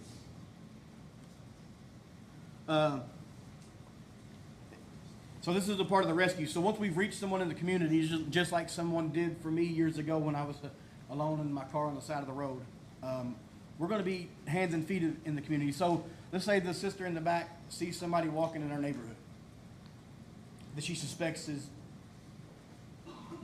has something to do with drug activity. Our people that we're going to have on staff, what's the address? We'll come. We'll come and meet them right there on the spot, and we will provide them the resources that they need. And if they refuse the resources, of course, there's nothing we can do. We can't make them come in. We don't want them to come in if they don't want the help. But we are able to go out in the community and provide resources to people that need help. So the intake process, again, I said is very meticulous, and people are welcome into the program only after they're vetted by professionals in the field. The intake process is not limited to the information that you're viewing in your packets. It also has 14 pages, and we need to keep in mind that this program and our rules, and if any individual doesn't want to participate in the plan, then they'll not be enrolled in our program. I want to add to the intake process part. So we've created 2 forms that will go in the intake process, and one is an exit plan. So if they decide that they don't want to finish the program and they want to leave before their 6 months, we have a plan in place day 1. And we've created a plan with their family member that either dropped them off or we have a plan in place with where they're going to go back to. At no time will anyone just be able to walk out the front door and roam around Shepherdsville. There will be a plan in place. Now, if they came from Shepherdsville, then of course, they're gonna go back to Shepherdsville. But they're not going to just be free to just go do whatever they wanna do. So, and then there's also an aftercare plan. Once they've completed the program, we still want to stay accountable for them. We'll offer classes and things that they can still come back and complete at our facility. So those are two forms that will be in the intake process that I think are very important. You want to bring Pastor James over for, or do you want to go ahead and just, okay. So concerning our facility, Brother Jeff, so as far as security is concerned, we know that that's a big issue in the community, and we want to be, again, a part of the solution, not part of the problem. So security is going to be 24/7 around the clock. We actually have peer support specialists that are going to be live-in residents that are going to be helping the people that are not as far along in the program, provide them security for the place. 24/7 around the clock for the residents, making sure that they're not alone and wandering throughout the city. The doors that go outside have a security system that's linked to notify staff if the doors are open, as well as we're going to put in a privacy fence along the back portion of the church that backs up to the community right there neighboring our property. What kind of fence did you say you were putting up? A privacy fence. And also, just another layer to that. So the way our church is set up on the back side of the church, and those of you that came in to our open house, you know this, there's windows that kind of overlook the community that's neighboring us. So those windows will only be used during the daytime for classes where we'll all be in there in groups. And then the windows on the other side are just overlooking our parking lot. That's where the residents in the program will be staying. So anytime anybody's looking out a window, it's going to be looking out of the parking lot, not looking out of the neighboring family's home. Just to kind of add an extra layer of accountability and security for people in our community, because that is very important to us as well. On the classrooms, are you all gonna have blinds or anything? Yes. Okay. Mhm. And I assume those doors will be locked in the evening? The classroom doors? Yes, Yeah. sorry. Yeah, they'll only be open when they're in use. And I just want to touch on again that the building that you see up here is going to continue to look that way. When you drive on 44, you're not going to see any other structures in the parking lot. You're not going to see anything added onto the church. It is still going to look that way, and it's still going to function as a church. None of that is changing. It's staying exactly the way that it is. The only thing that's changing is we will be housing residents upstairs that want help because they have a substance abuse disorder. That's it. The building does not change. So I think that it's important for you to see that that's what you're still going to see. Yeah, when you drive by on 44, you'll still continue to see that. Nothing changes. And just another layer of, because for safety concerns, we're going to be doing background checks. And we want to provide a safe and secure residential facility, so a sex offender background check will be mandatory for every resident that we do an intake with. We will provide resources for those individuals, of course, because we're not judges and everyone needs help. So we will be providing resources. They just won't have the ability to stay with us in our program. So a little bit about our day-to-day structure. Of course, again, reiterating the fact that it's highly secured and the environment will be one of discipline. We're going to have leaders that know what we do. We're professionals in the field, for lack of better terms. We've been through it ourselves. We've got education in how to hold men accountable to make sure that not only they're safe in the environment, but the community is safe as well. So, and of course, we offer a faith-based approach with emphasis on spiritual growth and development through our faith in God with Bible-based teachings and principles that are integrated into aspects of the program. Rules and expectations. So along with the intake process, we'll go through the list of rules. So everyone will initial the list of rules. They'll know what the rules are. They'll know what the consequences are for breaking those rules. And then accountability. Of course, everybody's going to be accountable to the second floor of the facility. Nobody's going to be out wandering around on 44 or wandering around out front. When you drive past 44, unless there's a church event going on, which there already is and there will continue to be, you'll notice nothing different at all after we start running our program as compared to before. You got anything on that? Is this program only for men? Yes. It is. And what's the maximum number that you could have at any one time? 40. Comfortably 40, yeah.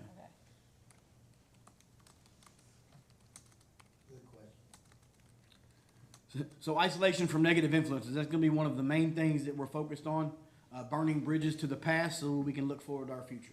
These men that are gonna be coming into the program aren't gonna have willy-nilly access to people that they had access to before. It's gonna be structured. We're gonna limit access to technology as far as phones, internets, and electronic devices.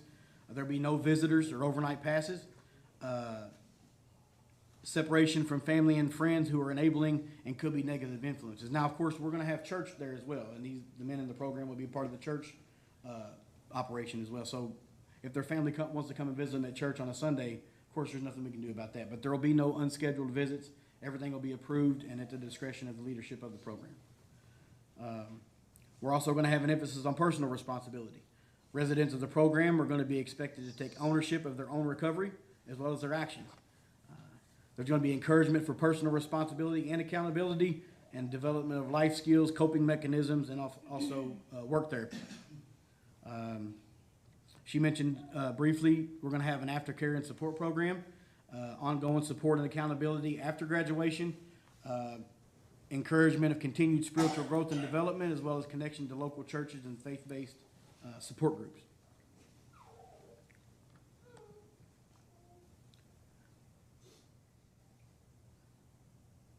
So I won't spend too much time on this slide. Of course, our goal is to reach, it's the 1 to 3 month portion of the program, and then the rescue, which is the 3 to 6 months portion of the program, and then restoration, which we focus on in the 6 to 12 months portion of our program.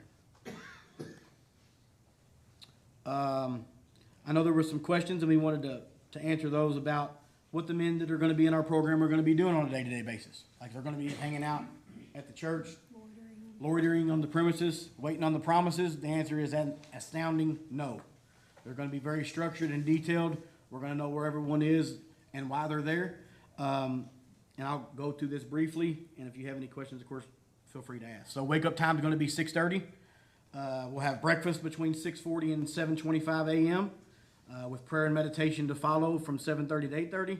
I have a little break from 8:30 to 8:45. Class time again will be from 8:50 to 9:45. And then we have what we call ministries, which is just a glorified spiritual word for making sure the place is clean and kept properly and in order. And then, of course, with Miss Stacy providing the classes and counseling. And we've got these tentatively scheduled, so they could, depending on her availability and what we have going on. This is kind of a background to let you guys know that we do have a structure in place. The times may differ a little bit from what you're seeing on the paper that you have in front of you, but this is kind of an overview. Then, of course, we'll be providing lunch for the men, and then more work therapy, classes, and counseling in the early afternoon, another break, and then more clinicals and classwork, and then, of course, dinner. And then we'll have church or ministry activities, outreach activities planned for the early evening. And then, of course, personal time as lights are out at 11 p.m. And this will be 6 days a week, Monday through Saturday. And Sundays, of course, will be a part of the church. We're going to be teaching these men how to be ushers, how to be productive members of society, as well as being a part of our church congregation. So that's a little bit about the structure.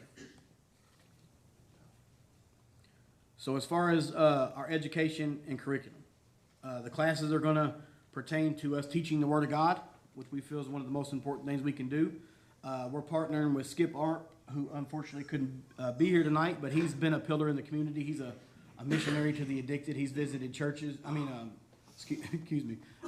prisons and jails all across the United States, teaching his Teen Challenge, Living Free curriculum for years. So excited about that opportunity. And then the Most Excellent Way, that's a curriculum that I teach. It takes the Sermon on the Mount, Matthew chapters 5, 6, and 7, and it focuses in on the Beatitudes, and it talks about teaching these men the attitudes of a Christian. So it takes the Beatitudes, turns them into attitudes, and then how do I apply these to my life so that I can be productive. And then, of course, again, third-party clinicals through the REACH program with Miss Stacy Sylvesters, and she'll be doing those clinicals right there on our campus. Something else I didn't, it was kind of a late addition, so we don't have it in the slide. One of the men that I've actually helped, I've known him for 10 years now, but he came into a program that I was running, and he's been sober and restored for 7 years. He actually is one of the regional managers of several recovery centers, and he is over the telehealth portion of the recovery center. So we'll be able to reach out to him, and we won't even have to transport men that are in our program back and forth to the doctor, because we can have computers set up in a room where they can do all of the stuff on telehealth, and then they can get medications if they need them brought right to the doorsteps of our church. So that's awesome too. We're excited about that. Any questions on that? I thought Jose was raising hand. Okay. So I know that this is kind of long, but when you're trying to do something this big, there's no way to make it quick. Like, to make everyone feel comfortable and safe with what we're wanting to do, it takes a little bit of time to kind of represent all of that. But we do have a video that we would like for everyone to watch. It's about 10 minutes, if that's okay. If it is too long, we don't have to do that, but No, it's up to you guys. it's up to you all. I'm good. I'm definitely. Okay. Absolutely. So, and this is just, it's a testimonial. And once the video's over, we have one more thing to say, and then we will be done.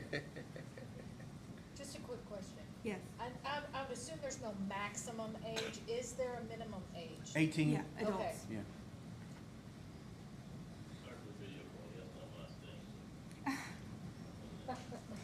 Hi, my name is Mackenzie Mudd. I am the daughter of someone that had an addiction whenever I was younger and had to go away to a faith-based program and is now being called by God to start his own. So I'm just going to tell a little bit of my story and my experience with, how that affected me and how it affected our relationship. So whenever my dad first went away, whenever I was younger, it was really, really hard. I didn't understand. I was really young. I was in elementary school, and one of the main things that I remember whenever I think about this, and I know he remembers too because we've talked about it, is one night he was away. He'd probably been away for a couple weeks, maybe a couple months at this time, and I call home. It's really late at night, and I'm just sobbing, telling him, like, why are you doing this? Like, please come home. Like, just stop this. Like, make it stop. Like, and I could hear over the phone, like, how much it was affecting him. But at the time, like, I didn't understand that he was going through something. It felt like it was only happening to me. And so I will say, like, as I've gotten older, that's something that, like, I do understand a bit more now. I think what he found there and what was instilled in him there, I don't think he could have found anywhere else. I definitely don't think he could have found it on his own. And the way that God changed him and moved through him, like, and in turn changed me and our whole relationship for the better. There was a lot of times whenever I was young, there's like lots of little stories I can think about where there were, like, me and my siblings would be hanging out, and my dad would be like, like falling over, like falling asleep, standing up, or something like that. And like, I thought it was weird, but I didn't really understand that it was due to drugs that he was taking or anything like that. It was just like, I just thought something was wrong. I just didn't understand what, and it was definitely kind of like a big change to see, like, him at that point. And so a lot of what I can remember from my childhood, I mean, he was still a great dad, but everyone has their faults. And then seeing who he came home on the other side as, and it's just, he has a lot of amazing qualities that I admire, but I also know that I don't think he ever could have really used them in the way that he does now, and if he didn't go through the program.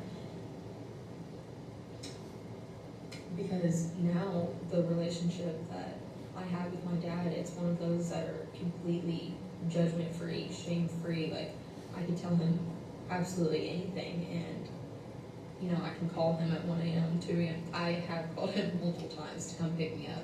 And even if he doesn't like the circumstance that I'm in, he knows how to now lead in a way to help other people through, you know, tough situations that they're dealing with. And like he can also be the person that he needed at that time for people. And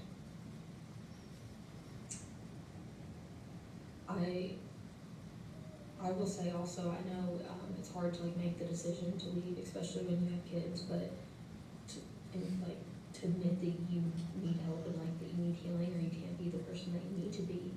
And I will say that now as I'm older, that's probably one of the things that I'm most proud of my dad for is, you know, going to get that help and not just going there and halfway doing it, like fully doing it and changing his life. And I've seen it firsthand, like some of the work he does with people and to help people, and like seeing other people that are broken and coming to him and, you know, like wanting guidance from him. And sometimes I've even asked him, you know, like, does that not ever almost trigger you, or, you know? And it's always like, he says, I mean, yeah, kind of, but in the way that it makes me never want to be in that place again. Because now he's able to fully do what he was called to do, and the relationship now that we have built, it's definitely like, I won't say it was easy. Whenever he first came back home, it was definitely hard because he came back a different person than from what I knew before. But definitely a better version of himself. And now there's so many things that even like whenever I talk about him in like a positive light, he'll say like, don't give me the praise, like it's not from me, like it's all God living through me, and it's all because of him. And I definitely believe that. Like I see him like walk through it every day, and it's really easy whenever you're a kid to be angry and to be mad, but now that's like not so much there for me anymore, because I see who he is now, and like I'm not mad at you know, like some of the stuff that I remember, because I'm like, he wouldn't be who he is now if none of that happened. And even just like being in that type of program, one of the key pieces of advice my dad always gives me that I always remember is, you know, if you can't change the people around you, then change the people around you. You can't grow more in an environment that you've already outgrew. And not to say that anyone's like faults or mistakes or anyone around them's fault, but whenever you know, like build this place of comfort and like continuously are like doing the wrong things, you know, it's hard to try and change and get better whenever, if you're still in that same spot every day. And so, you know, like that program gave him a place to, you know, like go and almost like be vulnerable and admit his weaknesses and admit his faults, but then also not be shamed or judged. And that's why in turn he's able to do that for people now, because, you know, like it's not like as simple as just, you know, like he went somewhere and he came back and was better. Like, no, like there's a lot of work that was done there, and I'm glad now that I've gotten to have so many conversations with him and, you know, like talk to him about it and understand, because it's definitely something that I truly believe is one of the best things that can happen to someone that is in a place of addiction and anything along those lines. It's not only for them, but for their families and the kids. Like, I think if my dad would have tried to go to any other rehab center or anything like that, like I mean, hopefully it would have helped him regardless, but I genuinely think a lot of it had to do with the teachings and instilling like God as the person to turn to whenever you need it and whenever you're down. And so yeah, I definitely am more than thankful for everything that the faith-based program did for my dad and our relationship and everything that it has given him since, and like the opportunities that it's like placed him in to really like be a vessel. And yeah, so he is now one of the owners of Alpha Ministries, and it is a place where amazing work is going to be done. I'm really, really excited to see everything that comes from it and all the people that it helps, and I hope there's a lot of other little girls like me that even if they're going through this like hurtful time, that they get to see the other side of it once, you know, it's over, you know, like once the situation's progressed and they're not so much in that situation anymore, and just like all the other young kids that'll get to see their parents become the people that they were always, you know, meant to be. So, yeah. By supporting this zoning change for Trinity Life Center, you are investing in the future of your community. Together, we can provide the necessary resources and support to help individuals overcome addiction, rebuild their lives, and contribute positively to society. The end. Was that your daughter? My daughter. Yeah. Okay. No, I could tell. I just wanted to confirm that for the record. I do have a question. When you talked about putting a fence along the back portion, are you talking about, I can show you here on the PDA, are you talking about this side where the houses are, or are you talking, Property line, yeah. or are you talking about up here? No, the side where the Okay, houses are. so if you're looking at it from 44, it'd be on the right-hand side? Yes. Okay. And then are these individuals going to be able to have vehicles there, or are? So we'll be, while they're in the program, we'll be providing all transportation to the places that they would need to be transported to. Okay. Of course, that'll be very limited because of all the resources we've gained as far as, you know, doctor's appointments, job interviews. We're hoping, we talked with Jose, we're hoping to partner with some warehouses in the community that provide transportation to and from work. So that when they are eligible to work, that'll also be limited. Now, when people graduate the program, if they decide to stay on and be a peer support specialist, which that door will be open. Some men don't have families. Some men don't have good support systems to go back home to. And any good ministry is ran by people who've been through it themselves. So we're going to provide the resource to where people, yes, they'll absolutely be able to drive their own car when they're graduated. They went through the program, and we know them and can trust them. But people that are in the program, absolutely not. That won't be an option. They'll have their cars wherever they were before they came to the program. Okay. If they have one, I was going to say that. I just want to say something to both you two, Don, Mike, and Mark. I know we've had meetings and phone calls, and, you know, I appreciate what you're trying to do, and I think all of us can agree, we've been touched somewhere in our lives, all of us have. The fact that you're willing to do this, I think it's commendable, and I think it goes back to where your hearts are. Got to know you a long time ago in the CASA program. So I do think it's great that and your presentation is a big part of this. We're trying to inform not only this council, but the community, what you're trying to do, and all the guidelines and things, and how we partner up with that. We talked about the job opportunities, but we also talked about the law enforcement piece, that we would be involved in making sure the neighborhood. So I just wanted to say that. It's not obviously my decision to make, but I know that in my heart, I just feel like we're doing the right thing for men. So I just want to tell you that. Appreciate that. What is your all's roles or titles or? I'm the CEO, but I'm also going to be a day-to-day pastor, counselor there as well. So I'm on the board, I'm the secretary and the treasurer, but I'm also in school to get my marriage and family therapy license, and I start my practicum in October. So I do hope one day to be able to provide counseling to the families, because like I said, that's my heart. My heart is the families, because I was a family member that had things go on in my life because of addiction. Okay, thank you. Council, do you guys have any questions at the moment?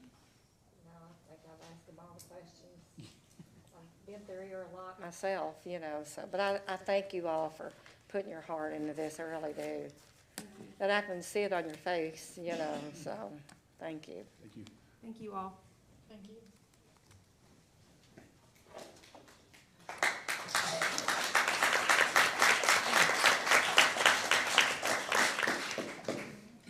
Dell, is there anyone next that you would like to speak? Is there someone, I know they mentioned Stacy or Sarah, or Yes, I ma'am, apologize. Stacy from Reach. Okay. Instead of having everybody, I have a whole bunch of people from Reach with me, so instead of having like 15 of us that are signed up, if you want, they can all come. Well, that might be easier. Okay, sure. Yeah, just, each of you guys just state your name, please. So I'm Stacy Sylvester. I own the REACH program. It's an outpatient drug and alcohol treatment facility. And these guys are peer support as part of that, so I'll let them introduce themselves. Okay, my name's Jessica Johnson. I've been with her program since 2015. I'm in my 11th year of recovery, and I got to. Congratulations. Thanks.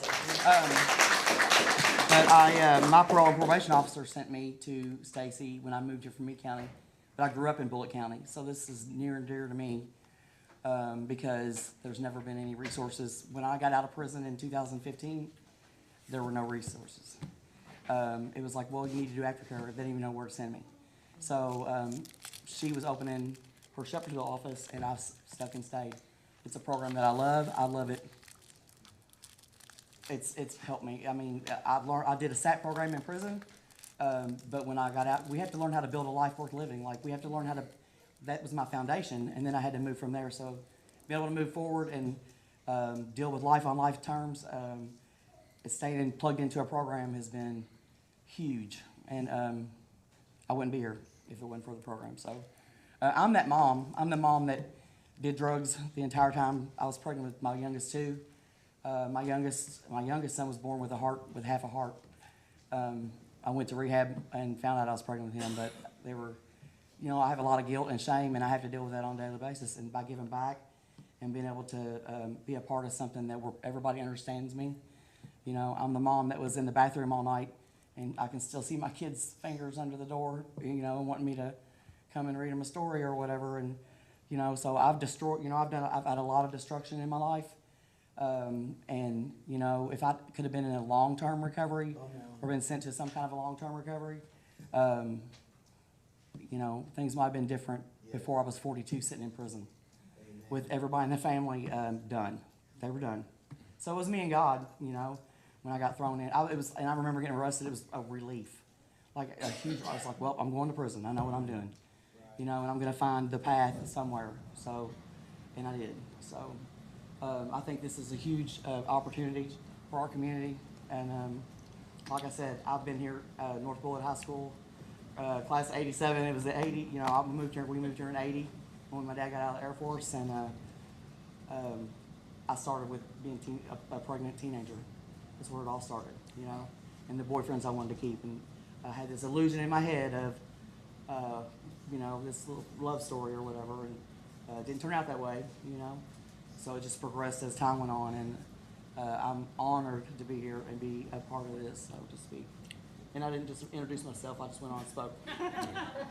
But I do that every now and then. My name is Mark Krumer. I'm also a peer support specialist with the REACH program. I'm also a graduate of Bullitt County Drug Court. I think this would be a very great opportunity. I guess I'm only going to speak for myself. When I first started my recovery, I had nothing, absolutely nothing. I had a job. I worked for Stumps Lawn and Landscape. I was living in a hotel right down here behind 5-Star at Garden Inn. The weekly amount was, I think, at the time was $350 a week. I was making $415, so I barely had any, you know, means to live. And there was times at the beginning, man, I thought I couldn't do it. I'm going to be completely honest, man. There was times where it was so hard and so struggled just to get through that week to week, day to day. I was very grateful. I got an apartment with a landlord who let me pay, you know, in installments to get for an apartment. And that usually doesn't happen, man. Usually you have to have the deposit and the first month's rent, man. I got very, very lucky, and I'm very, very grateful to be here today. But like I said, man, I walked everywhere, man. I was so motivated, and to not have any place to go and for all my money to feel like I was trapped into into a hotel room and never thought I was going to get out of that, man, I'm very grateful to be here today. And I think this is a very great opportunity for others. Because like I said, man, the first steps of recovery, man, are the most important part. And that's all I got for you all. Thank you. We have a history of running some pretty significant programs. We are currently in charge of the 40-bed women's program at the detention center. So we've been running that program for about a year and a half, give or take. So it's not unusual for us to run large quantity type programs. It's something that I've been building and working on for a very long time. So we have an outpatient program as well. I have an office here and one in Nelson County. And I've been doing this for a little over 20 years. So, I mean, we're pretty involved. I have a dual license. I have an addictions specialty as well as a mental health specialty. Like I said, we got a lot of different folks that do peer support. I have a licensed marriage and family therapist on staff, and we're also connected to some telehealth medical. So we're really working to try to create a holistic program and offer whole care. So my understanding and role in working with these guys in this facility is to provide the clinical part. So we're not necessarily involved in the housing part. We're just mostly coming in and offering those clinical services for both addiction services and mental health. So here in the community, I also do the family drug court program. We do a teen drug court program, so we're heavily involved in the courts as well as CPS. So we have a pretty strong history of how to help people navigate, you know, relationships and connections, how to do family reunification therapy, to work with the kids and the spouses and whoever else needs to come into that, which is what Dawn talked about. I'm trying to think of other questions. Any other questions? I could talk for like 3 hours. If you can deal with 40 women, you can definitely deal with 40 women. Yeah, if you could do 40 women in any facility. Yeah, we're the second largest SAP program. Like I said, it's a detention center program here in the state. And so we do, I mean, yeah, you can work with 40 women, you can do just about anything. I'm just saying. Because, well, but there's a lot that comes with that. You know, there's a lot that comes with working with men as well. You know, it's a great population. It's a great opportunity. And I will say this, and I don't want it to come out wrong, but I will say this. I know there's been a lot of conversation tonight about safety, but the truth of the matter is, man, we have people that deal with addiction amongst us everywhere. I mean, just because we have a small handful of people that create a safety issue for the community does not mean that we're unsafe, right? You might take a look around, and again, I run an outpatient program. I don't believe in disposable people. I don't believe that people who deal with substance abuse automatically assumes it's going to create a problem in the community. You know, she was talking about Narcoland, and it's not my favorite, because what I think it did is it came in and highlighted that we all have all these horrible drug problems and forgot to talk about the solution. We also have a lot of solution here. We have a lot of courts, a lot of government, a lot of folks in place here who want to see people get better, and I feel like it kind of overshadowed that. So, you know, I'm just putting out there that it's not necessarily a safety concern to treat people, it's a safety concern to not treat people, right? And I really feel that way. And like I said before, I don't believe in disposable people. You know, you will be surprised at how many folks come in and out of my office. You know, they have good jobs, they have this, have that, have a kid struggling, or a family member, or them themselves. And so I just wanted to say that part. Yeah. Stacy, do you have any local statistics, like within our county or within the city or within at least the area, of, you know, like how many people are maybe in need of some type of service, or definitely some type of service like this?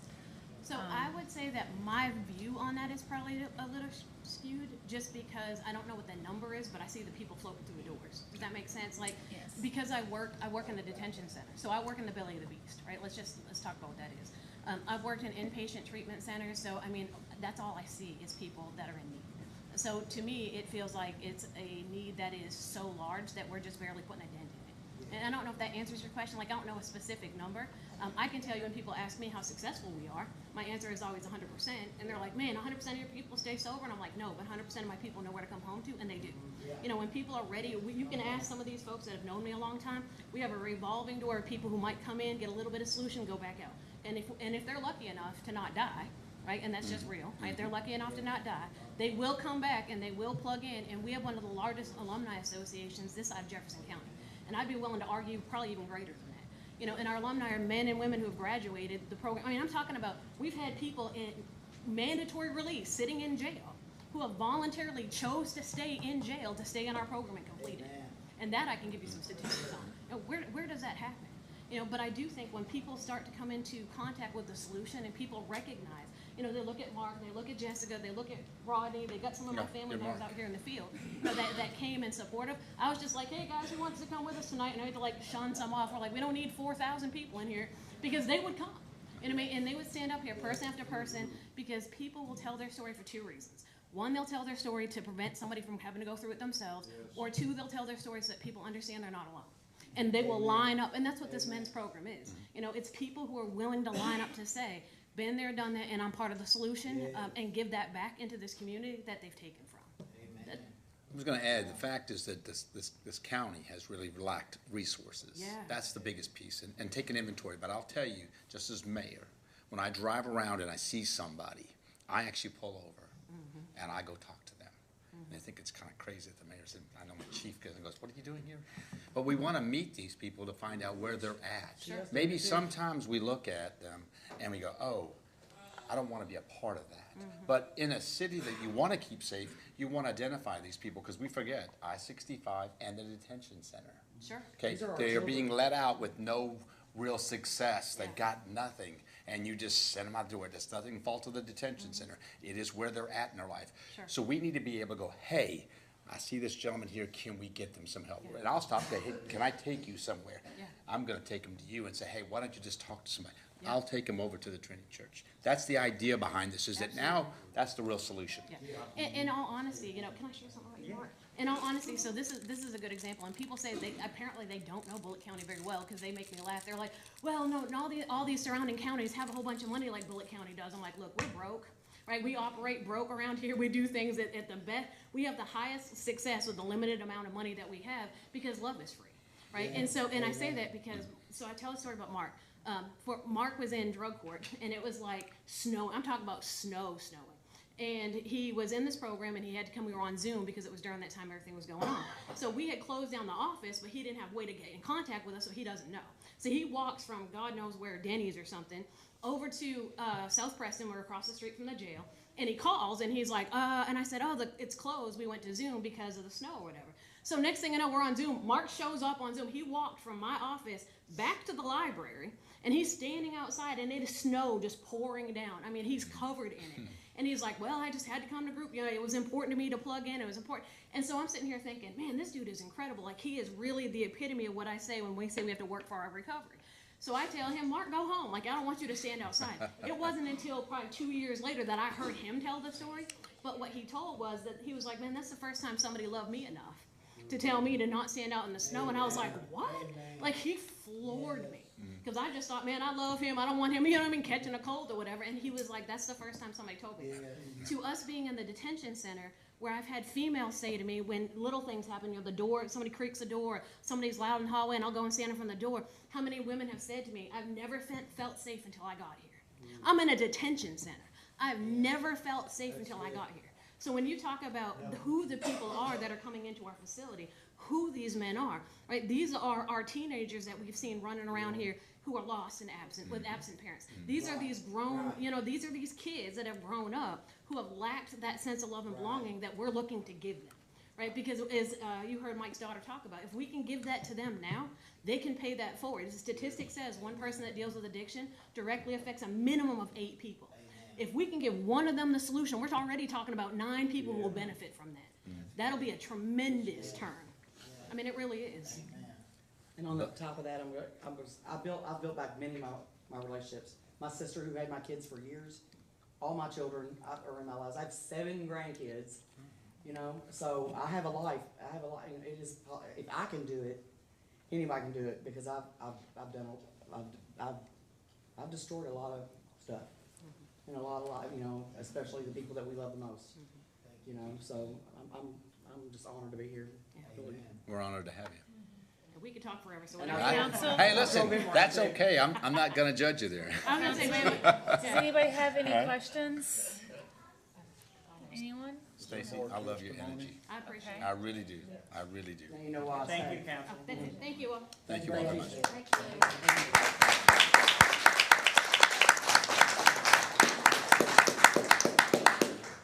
Dalen, is there anybody else that you have that you want to call to speak? Dr. Alex Kennedy is another professional in the field. Okay. He'll be quick. Yeah, I'll be quick. So I'm Dr. Alex Kennedy. I am the director of Hope Rescued, which is headquartered in Jefferson County. We serve the homeless, anti-trafficking, anti-gang community as a nonprofit, leading the way in Jefferson County and surrounding counties. To answer your question, in 2022, the Department of Health for Kentucky said there was 42 people who died of an overdose in Bullitt County as their main cause of death. And so the addiction rate is high enough that we estimate between 40 to 60 people will die of an overdose per every 100,000 citizens in the county each year. And so just in the mortality rate of overdose, we can look and say, hey, it's not a problem that's being brought in. It's here. It's now. Kentucky is in the center of the opioid belt. We can see it from, we can hide the statistics if we want. The statistics are there. And so at this point, the reality for us is we can have initiatives and we can make a difference, or we can bury our heads in the sand. And so I think this is a great opportunity, having served with several organizations in the surrounding counties, having worked with Mike over the last several years as we have helped people in Louisville and surrounding counties, that the need is there. There are people desperate, wanting in, and the reality is the need is not being met to the level it needs to. We can look at every statistic, and they've mentioned a ton. People who seek treatment graduate at a high level of success, especially from faith-based institutions. Right. People who are seeking treatment are less likely to commit crimes. They're likely to graduate. They're likely to be productive members of society.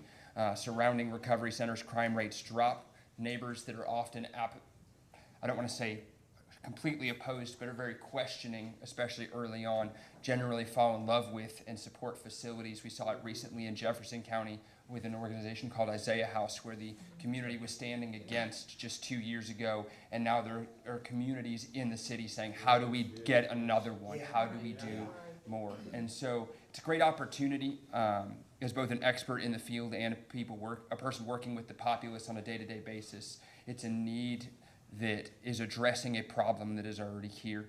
I know that there's always the question of, well, what does it look like from safety? Those people, as we can see from statistics, they're already in the community. This is helping provide a solution. This is helping provide avenues that will create safer results, not just for them, but for the community involved. Communities will fall in love with it. Amen. People surrounding will fall in love with it, and it's going to change lives for the better. Thank you. Thank you very much. If we have time, we have two guys who actually went through the program with Mike and Mark, and just want to give some quick testimonials about their experience with them personally. Okay. Brandon,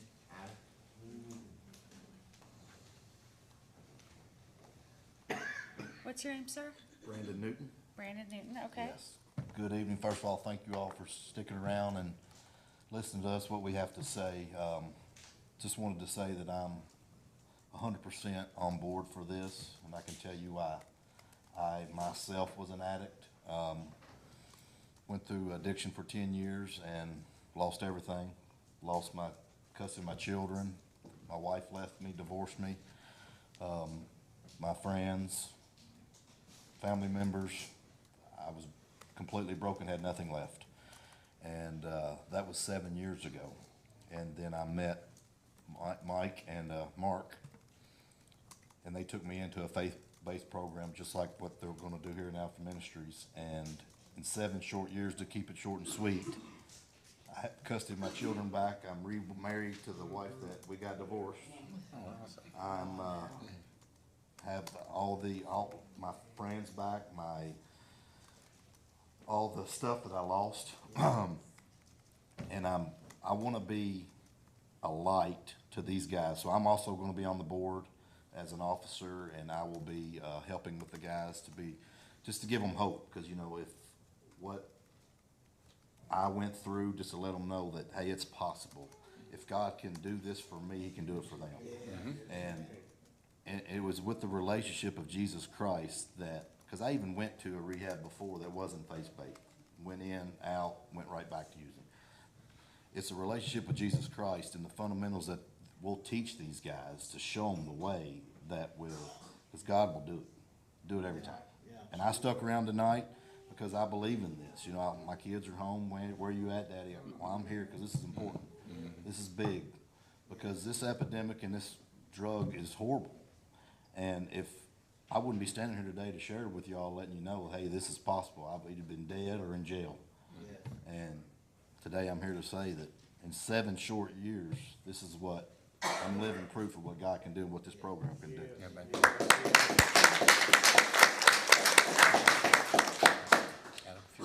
My name's Adam Leffler, and just like he was saying about meeting Mike and Mark, so my testimony, I was in rehab after rehab after rehab. I went a total of 32 times, no exaggeration, and it wasn't until, and those were all just steps, doing 12 steps.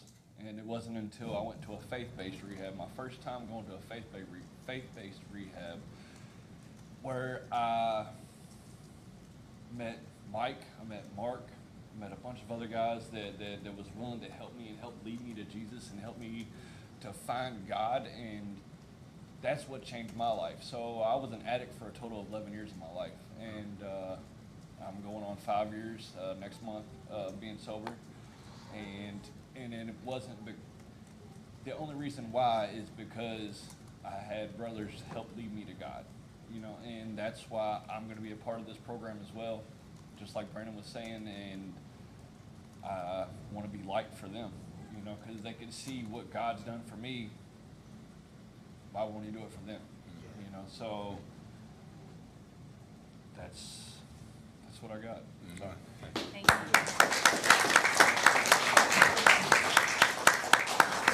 Congratulations on 5 years, too. Yeah, congratulations both guys. 7 years, too. Congratulations. You let this guy get up and talk? Come on. I've been warned to be brief. No, it's all good. It's all good, Mark. Just as a conclusion, I would like to elaborate a little bit on Adam. He was living next to a dumpster on Dixie Highway, and he was deep in addiction. As we put him through the program, we not only taught him what it was like to have a father, what it was like to have a family. He now comes to all of our family functions, but even in his dating process, we went through the steps of dating and how to find the girl that was the right girl. He's now married to the perfect woman for him. We sat during counseling, and I instructed him to seek God for the right kind of woman so he could tell me what God tells him. So when he brings somebody that's not the right one, I would be able to tell him, no, that's not what you described. But when I met her, she was exactly what he had described to me that God had showed him would be his wife. And now they have a child and living the dream. And he's not ashamed. He would rather go and tell someone about Christ and the freedom from addiction than to do anything else. So I just want to say that's great. And Brandon is very modest. He runs a company. He's over 50 men. He does very well in life. And God has blessed them. They're debt-free. Now, he went from homelessness. His father dropped him off at the gas station by McDonald's and didn't even give me his name. And he went from there to where he's at now in 7 years. He owns his own home. Their vehicles are brand new and paid for. All of his kids are back in his family. But he also was a youth pastor for a couple of years during this 7 years. So that's the testimonials that I believe that we can bring to Bullitt County. Our vision is much larger than Bullitt County. This is going to be a step into the future for many people, because certainly God has helped them. Myself, my son-in-law, we've come out of addiction. Dawn is a product of addictive family, and she's done very well. It's just to show what God can do. So we appreciate y'all's time, consideration. Any questions? Oh, by the way, I've been drug-free for 33 years. I like it. I know.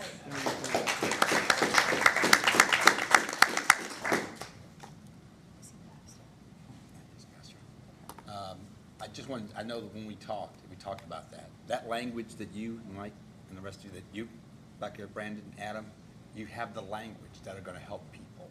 That's the language they need first. Until we can all sympathize, but if we haven't been there, we don't know. We don't know as much as we can care. We don't know like you guys do, and I think that's an important piece in this. We've seen it in other organizations out there. I mean, I know did some things with Sobriety Sisters, and there's other organizations that are going to help. But for men, this is they need something. We need Well, our men we've taken been successful in helping a lot of people, not to brag, but the only reason we're passionately pursuing this heavy job is because we've been successful, and it's a shame to have something that works and not use it. Oh, absolutely. So I'm totally retired. I will be shadowing Mike and being one of the counselors and doing all that of my own free time. Yes, sir. Because I believe in it, not for a career or not for finances, but simply to help a problem because somebody helped me. Thank God. Yeah. Thank God. No. Hey, thank you very much, Mark. All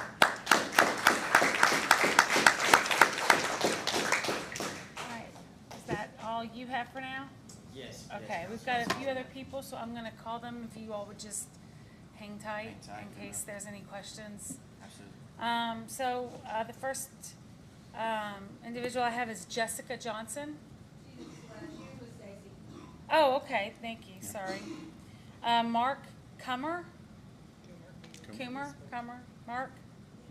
He was the guy. Oh, okay. Okay, well, I thought, okay. Charlotte Johnston? I tried to mark off as I talked. Hi, Charlotte. My name is Charlotte Johnston, and I come from like the other side of what they've been talking about tonight. Oh. I am living right now through a nightmare.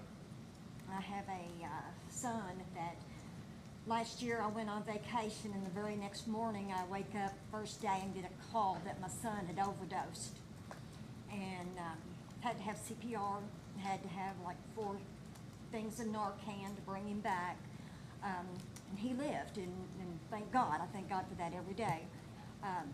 He didn't get any help after that. He told me, I am not ever going to take another pill as long as I live, and that might have lasted 2 weeks, maybe. And I'm not even sure it lasted that long. And he got back on them. And he lives with me. Now, when he's really on a binge, however you want to put it, then sometimes I don't see him for days. Right now, he's doing really good. But he had a job, and he was doing really well. Well, he lost his job last week. The place didn't have enough work for him. So that put me in a place of fear and anxiety, because I know what a bump like this can do to somebody who's as fragile as he is. He just got out of a 28-day program a couple of months ago. He did go to another halfway house in Lexington. It was too far away. He was not comfortable. It didn't provide anything like what this organization is going to bring to us. And so he did not stay very long. You don't know what comfort it would bring to me as a mother. And hopefully I will never, never have to talk to these people about this situation again. But you don't know what comfort that I have knowing that if and when something ever else does happen, that I have support, and not just for him, but for me and his other brothers, and to have it close in town. The other place did not offer any family services. They would not even talk to me. And, you know, he's not married. He's a young man. And just knowing that I've got a facility here close, that if my son ever does fall off the wagon, however you want to put it, that I've got this wonderful resource right here that I can turn to. It makes my nights go by a lot better. I sleep a lot better. Knowing that I have this, and that's just what I wanted to provide. Thank you. Thank you very much.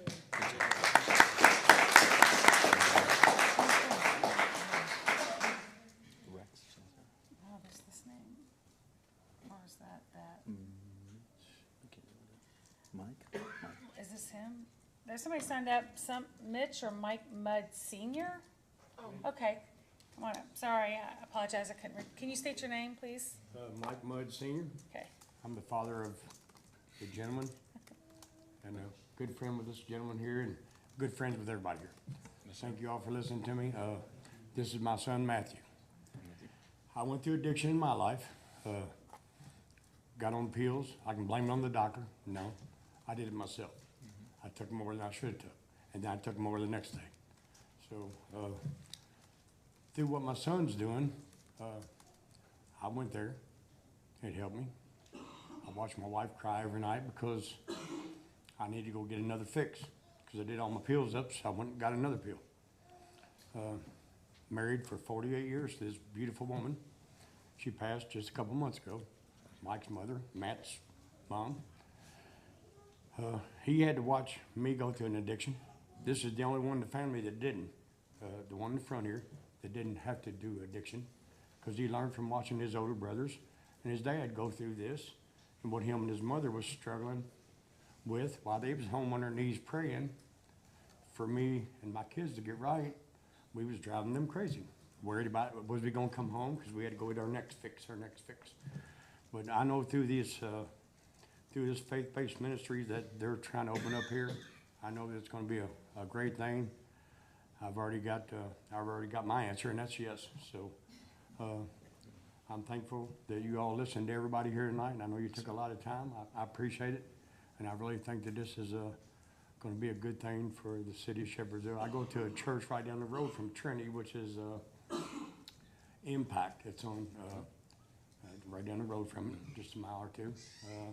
So I know that Shepherdsville needs something like this. Bullitt County needs something like this. So I hope that this goes all the way. I really think it's a needful thing for anybody and everybody. And just because of the faith-based situation and what's happening here is, I know the good Lord got me through. And my wife praying consistently, and my little boy praying consistently, and me reaching out to God, and me laying on a couch one day for 12 days, sick, because I knew that I was done. So the good Lord got a hold of me, and through good advice from my youngin' and my brother Mark and my son, thank God, praise God, and thank you all for listening to me. Thank you.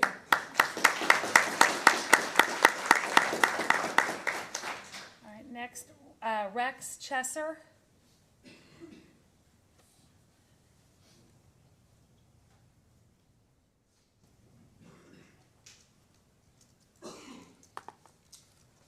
I'm Rex Chesser. I'm a pastor at Evangel Shepherdsville, and we have a church in Nelson County also.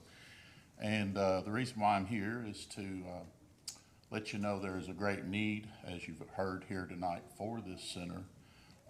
We have many who call us over time asking for help. And I know that Bullitt County has 3 of the largest cities, growing cities in this state. And I'm thankful, as they mentioned, that Mount Washington has a center in recent years. And then Hillview has, last year, they gained the Isaiah House there.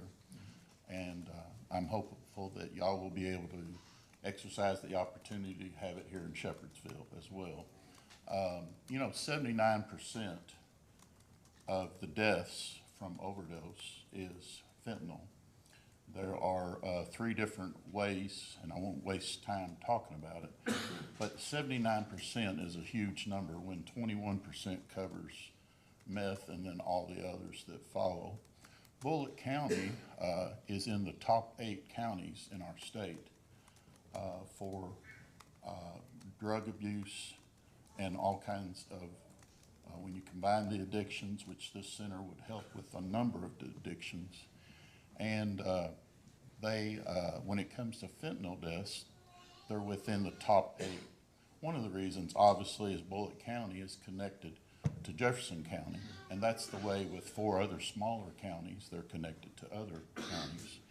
But the sad part about it is, because we're connected to Jefferson County, being that we're in the top 8, our rate is higher than a city like Bowling Green or Owensboro or Somerset or even Elizabethtown. And recently I learned, as I was in a meeting with some officials on the state level and some other levels, that actually Bullitt County now is not just known for distribution of all of our 6 exits, which is beautiful. We have a lot of beautiful points to this county and to Shepherdsville, but it is now known as the #1 county that you drive up I-65 and they stop there, and they do all of their distribution for dividing all the drugs.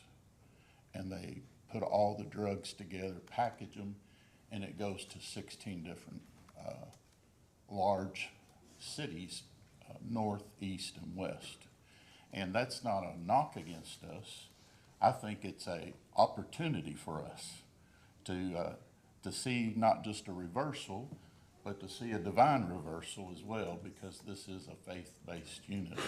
150 people die of overdoses a day from fentanyl alone. And so when you calculate that in our nation, it's almost 55,000 deaths. And you look at, well, we're just a county, one county and all that. But at the same time, that's greater than the averages of Civil War, of World War I, of World War II. So I'm thankful for Shepherdsville. I planted a church here 4 years ago. I've been in and out of the Bullitt County and Jefferson County living here. I just moved back to Bullitt County in Shepherdsville 4 weeks ago. And we fell in love with people here in Shepherdsville. And we fell in love with the great things in this city. And I don't think we can go wrong if we support this. I have been a part of a recovery program for 6 years. And the first day we opened, we had 7 intakes. And the first guy, one of the guys, he had to go through 36 hours of terrible detox. And God changed his life within 72 hours. And he became our leader on the men's team to help them. He went on to be hired at GE. He rose in the ranks as one of their top engineers. He was hired away by a corporation in Atlanta. He was used in many ministry avenues. He developed many patents that were accepted. And so we're not talking about just thousands and hundreds like I've spit out to you here today. We're really talking about the one. And the one really evolves into many. And our grandparents and our guardians across this county, they need some help. And this is an opportunity to do that. And I really want to say I thank all of you for your service. Amen. And we also want to say we're so thankful for the beautiful county and this city in which y'all are trying to do here for Shepherdsville. And I thank God for Pastor McFadden, 33 years, and he's not worried about devaluing his property. He's about adding value. That's what it's about, adding value. Thank you for your time.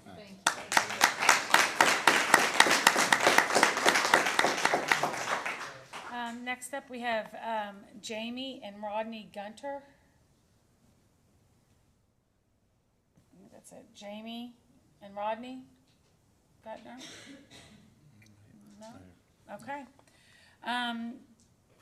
There was no one else signed up to speak. However, is there anyone that did not sign up that does wish to speak?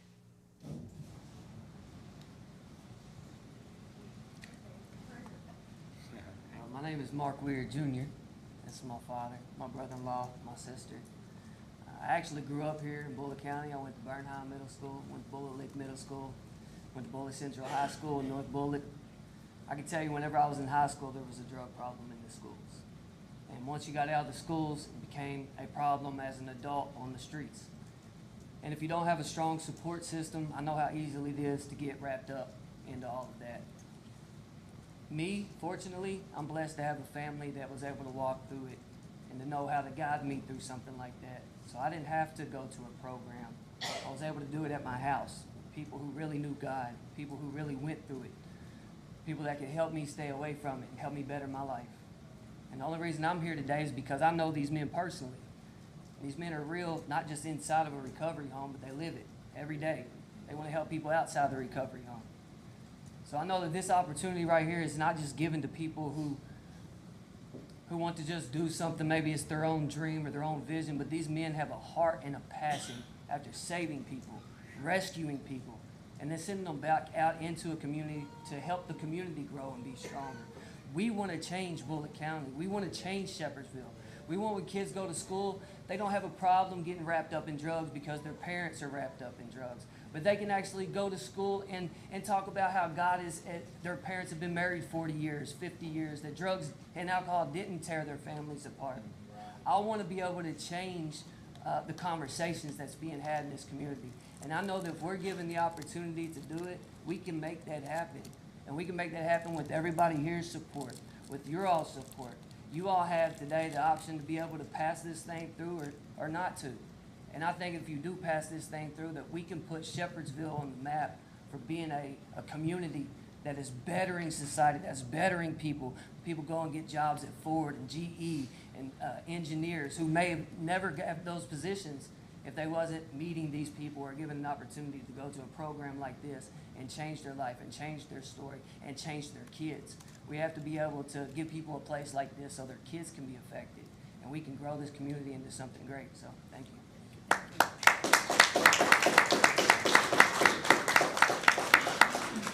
Okay, anyone else wish to speak on this? Okay, I do have a question. Dan, I don't know if this would be for you or for Mike. On the privacy fence, how tall are you thinking that will be? 6 foot, I think, is just kind of the standard. Okay, That's what we're so 6 foot, okay. Yes, ma'am. Okay. All right, council, do you guys have any questions for Mr. Lance or his client or anyone? Okay.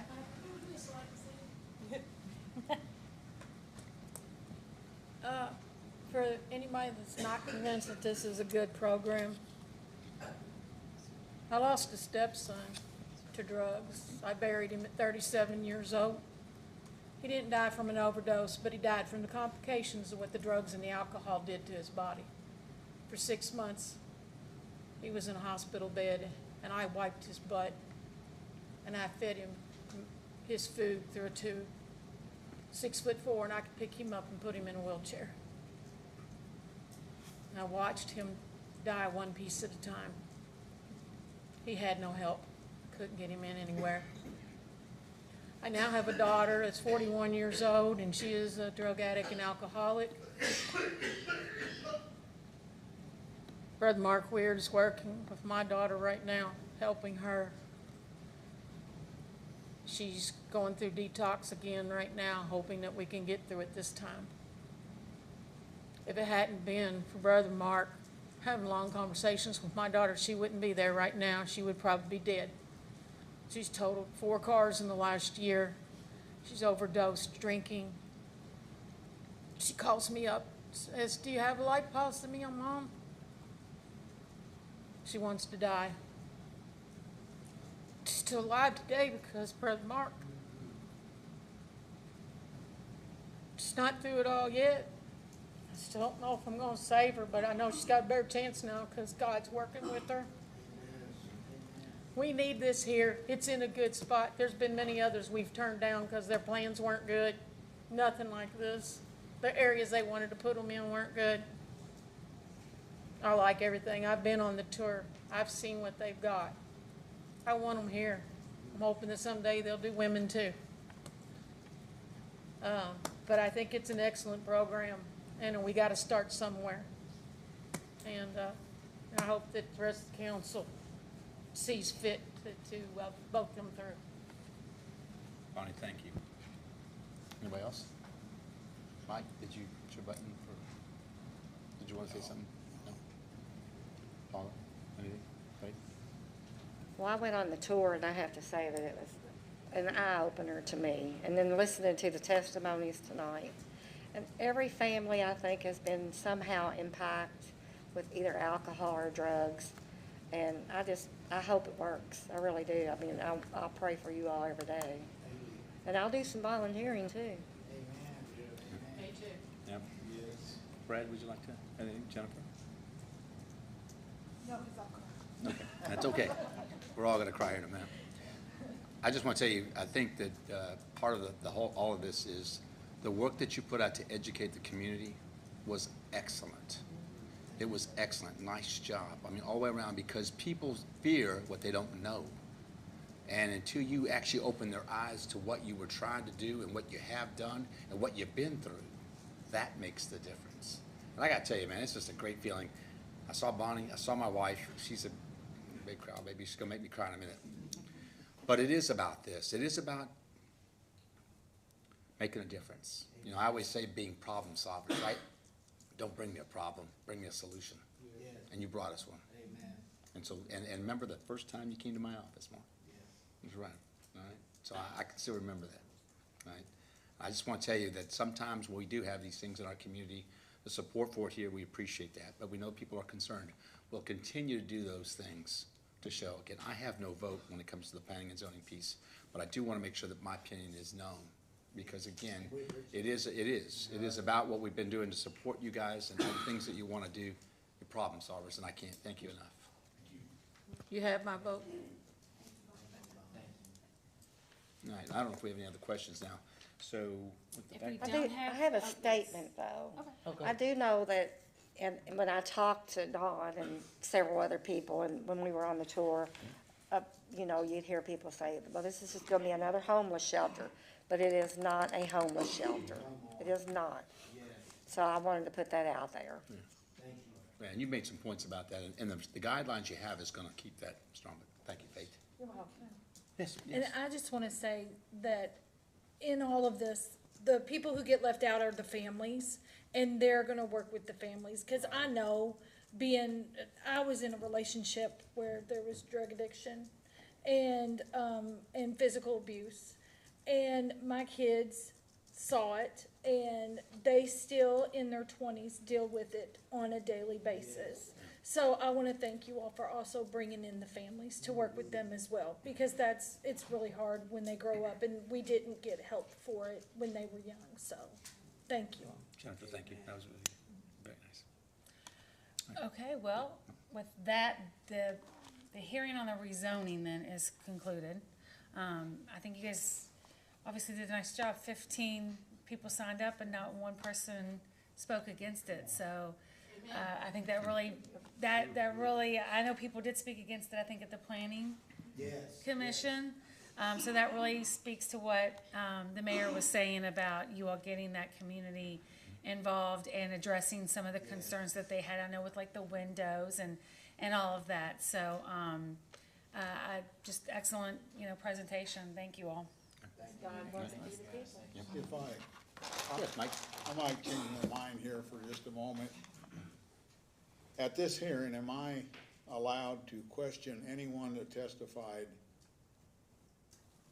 There were people that requested to meet with us to discuss their points, and I met with some. They did not attend the meeting. Okay. So is anything that myself and them discussed admissible? Well, this isn't, that we don't have the strict, rules. So if you found what they said credible and you would like to share that, then you can do that. I mean, we're supposed to cross-examine, but if you found their testimony credible. It's just clarification, actually. I think Mr. Weir, is it Weir? Weird. Yeah, if you'd come up, you could probably answer these questions if you haven't already addressed them. No, the other gentleman, the minister, Okay, Mike Mudd. So I take this back, the hearing was not Okay. concluded, we're gonna. Well, I met with you. Yes, sir. Okay, I'm sorry, I'm sorry. I forgot to clean my glasses before we came here this evening. You had mentioned, we had a meeting with you on August the 7th, you and Dawn. And at the time, we asked about, you feeding the people that were there. And you said that you would be partnering with Turnaround Center. So are they going to be supplying all the meals? No. Okay, which, So we'll have several ways that we're gonna be feeding the people. Because people are considered, our address in the community, they're allowed to sign up for benefits, from the community.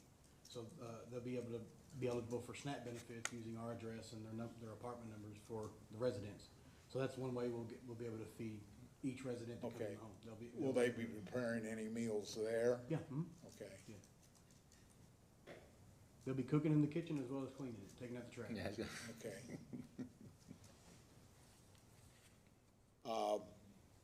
And you guys, and you stated that you will be doing the background checks Yes, sir. on the people coming in. How is that going to be handled? Who's going to do the background checks? My wife is the excellent one at the rule following and the Yeah. paperwork, so I'll let her So answer that. we're going to be doing a sex offender check. So we are not equipped to have residents that have a sex offender background. You're not. We going will to not have- be housing them. We are not equipped to handle that background. So if someone calls and they have that background, we will have to refer them somewhere else that may be able to handle that kind of situation. Okay, but everything else you could pretty much take care of. It'll be at the discretion of the leadership when we go through the intake process. Yeah, I mean, like we said, we have a very strong intake process. So that, I mean, we have to We handle will- that we- individual basis. Yeah, we will, use discernment also. Okay. Now, you said Stacy with Reach will be your contact or reaching out to process the Medicaid applications. She'll do all the clinicals and the counseling, group and one-on-one counseling with the individual. Okay, and that would then provide the individuals with Medicaid benefits to include food stamps and such like that. And their families as well, they'll be able to be a part of the counseling, like she was saying. And It's their gonna be family, okay. support. And then you mentioned, would you explain then what your plans were to use those benefits that come from Medicaid to the individual then? I'm not sure I understand the question. I think, if I'm correct, you said that you would be setting up a program where 50% of what benefits they received, and I'm gonna say food stamps, whatever, would go to you to use as like a community, okay? What No, was that in I reference think to? that maybe the way that he explained the program that he's a part of now, and this is all done through the government, it's not done through the program itself. Okay. When you are in a recovery center, they will take your benefits and they will just like kind of lump it all up onto one card. It's And then okay. that one card is able to be used for all of the resident. It doesn't come to us, it's still their benefits. Right. It's still the individual that signed up for the program. Okay. But they do all go on one card. There would be somebody that is staff that would go to the grocery to buy the groceries for the people that are in the recovery center. As far as Medicaid, that's the individual. Each individual has to sign up for that, and then, we don't make that decision. That would all be through the government. And I think you said as far as what it cost you or would cost you then for room and board, you called it room and board for upstairs, that you would be asking primarily for public donations and private pay as much as possible from individual families. There'll be private pay, grants, fundraisers, any way we can garner support to help further our mission and do the good work we're called to do. We're open to anything. Okay. If you all wanna have a fundraiser for our recovery center, of course, we'll receive the blessing. Right. But we are committed, like Pastor Mark right now is literally taking money out of his own pocket to provide the resources that we've had up to this point. So if we all have to gather together and say, we're gonna put our money in this because we believe in it, that's what we'll do. We're Okay. committed and our heart's right to. But I understand that, but while you are requesting the public donations and from the families and that, what's your plan B if it doesn't happen, or doesn't happen to the level that you need to sustain? I think, like I said, we're committed to making it happen. There's so many avenues of Okay. fundraisers, grants. We have opioid abatement money right here in our community that's not even being used. I think we have like $500,000 that's not even been allocated to anywhere, and I was just told that a couple months ago. So like there is money out there that we can request. And we're actually like walking in what our plan B would be. We're pulling funds from our own finances to help people in our community. That's how much it means to us. I personally have helped 3 or 4 people all the time Okay, to go from addiction to restored to life. Mike's been working in a program now for 7 years that raises all the money it takes to run the program. They're not getting outside benefits. He does fundraising to raise the money. So it's not like we're gonna trial and error to do this. We already know what works, we've been doing it, and we believe Bullitt County is behind this. We believe that the businesses of Bullitt County is behind this, but we're not gonna do this and see how it works. If I have to take my own money to make it work, I will. Okay. And so just for both of you guys, your background is exactly what you're doing, and you work for CASA. Right. And so you know about background checks, and you know about all the things you gotta Right. do, so you're already in that mode. So that gives you at least, Yes, we for have- the audience here to know your backgrounds. Yeah. Yes, we have at least 7 years of experience in fundraising for this type of a program. Well, and I think you said the only last thing was that you had mentioned you'd have the 24/7 security. Yes. And that's basically to keep the tenants, so to speak, from just wandering in and out on their own. Yeah. They'll be, if they're going shopping or whatever, they'll be escorted in that. Will that be all covered by volunteers, and do you have people lined up? Well, so Pastor James, I mean, I don't know if you wanna come and speak to the security, but there was a daycare there already, so the security's already top of the line on the campus. Okay, so you had from your daycare. Right. And then, we also are gonna have live-in, peer support specialists, they're gonna help oversee and provide security as well. Okay. And I'm 2 miles down the road, in case something He's happens. even closer. Yeah, he's Doors will be locked, correct? Yes. Doors will be locked. Yeah, the doors stay locked, like they're locked even, we were there the other night and like I had to go let my daughter in, cause the doors, they stay locked because it was a daycare. So like, not just anybody could come in because they had to You have have a protect code. kids. But no one will So- be going out after 10. Like, this is gonna be a very structured, Yes. it's not like, oh, whoops, we need some. We're even gonna have cubicles in the building where they can see their doctor from the cubicle. There's not gonna be people having, oh, I gotta go, my baby mama's needing some cigarettes. No. Okay. One other thing, you had, Well, that was an example. I was getting to say, been there, done This that. is why we didn't let him speak. No, listen, that's real. That is true. That's real. That's real. So when do you guys plan, if this gets approved, when do you guys plan to, I guess, really officially open? Well, we've been holding off on some stuff that we're gonna have, kind of some overhaul of the property. There's some upgrades that need to happen, of course, for those of you all that came and checked it out. But, as soon as possible, as soon as we get approval, we've already got the plan. So we have some We're gonna be- companies that's gonna donate some labor. We got people ask me every Sunday, when can we start, when can we start? Okay. So we're geared up, ready to go. We'd like to have people in there by Christmas. Okay. We're waiting on this. Okay. Yesterday. Mike, I'm sorry. Mike, you. one last question was, at our meeting there, you stated that you had a completed, entry application. And I asked for you to send me a copy of that, and I never did. get It's in, one. there should be. a No, note there's in not a it. Oh, you copy, didn't put it in no. there? No. Where it's a 14-page. Okay, can you send me a copy of that, please? Sure, I can. Okay. Well, you do have to go into understanding that, we've got a copy, it's an example, it's pretty close to what we're going to use, but, you have You're to not tweak committed it. to Yes, necessarily. I don't wanna it's- send it out and say, well, this is it. It is what we plan to use, but I never thought about an Gotta tweak exit it. plan or an aftercare Right, plan until questions got asked or things got brought up, so it, I can have a model sent to you, yes. It might not be word for word, jot for tittle, exactly what's gonna happen when we open. it'll be very But close. you'll have something to go Yeah. off. We might evolve, but it'd be for the better.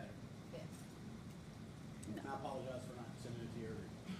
I guess the thing is, and I've been approached, I mean, look, I have concerns, everybody has concerns. There's concerns for, there's concerns against. Okay, and I've met with you guys, obviously for, other people that are for, other people have called that are against it. And, one of the recurring lines of thought on this is, and I have to agree with this, over a period of time, I've watched several programs. I have seen several programs started, run, and fail because of poor planning, or they relied on specific sources to meet their needs that didn't come through. And that's part of what I'm asking. I don't want to see somebody else start and fail. Amen. It's that simple. But we It's- can't live Okay. life off of hypothetical what ifs, because I we don't understand. know what tomorrow holds. Right. If I could speak to this as well, we, as I said, I am the director of Hope Rescue in Louisville, and we have been in organization with a large staff and outreach centers for several years, and we are financially already committed to assisting, and we have already brought on and are paying our grant writer to assist them, so they will have multiple avenues of new funds available that are well established for several years. And so it's not one of those where, oh, hey, we're just gonna open it and hope money shows up. Like, we have years of nonprofit experience, including grant writers and things that have done this and are maintaining programs at an excellent level. Thank you. Thank you for that information. I think that was very helpful. Yeah. Yep. And so, Mike, I get the sense that while they don't have definitive, this is exactly what we're gonna do, they have a lot of resources, and I do not, it sounds like they've got a very well put together plan that, I mean, nothing's ever a guarantee, but they've got a lot of support. You've got Turnaround supporting them, you've got his facility supporting them, what's it called, Reach? Supporting, and that's just 3 right off the top, and there's probably a few more that they really have not identified. So, I don't think this is a situation where it's, a single person or just one single entity. It seems like they've really got a collective of different organizations within the community. And that. they've been open to, Right. they've been very receptive to ideas that we've come to them with and everything, so. And I have a feeling that as this gets up and running even more, that there will be more probably collaborative efforts with other organizations in the community Well, that, I that's what I guess. was gonna say too, is once we get up and running and people really understand that we know what we're doing, a lot of people are gonna come out the woodwork, up and support it, that probably were against it before it passed.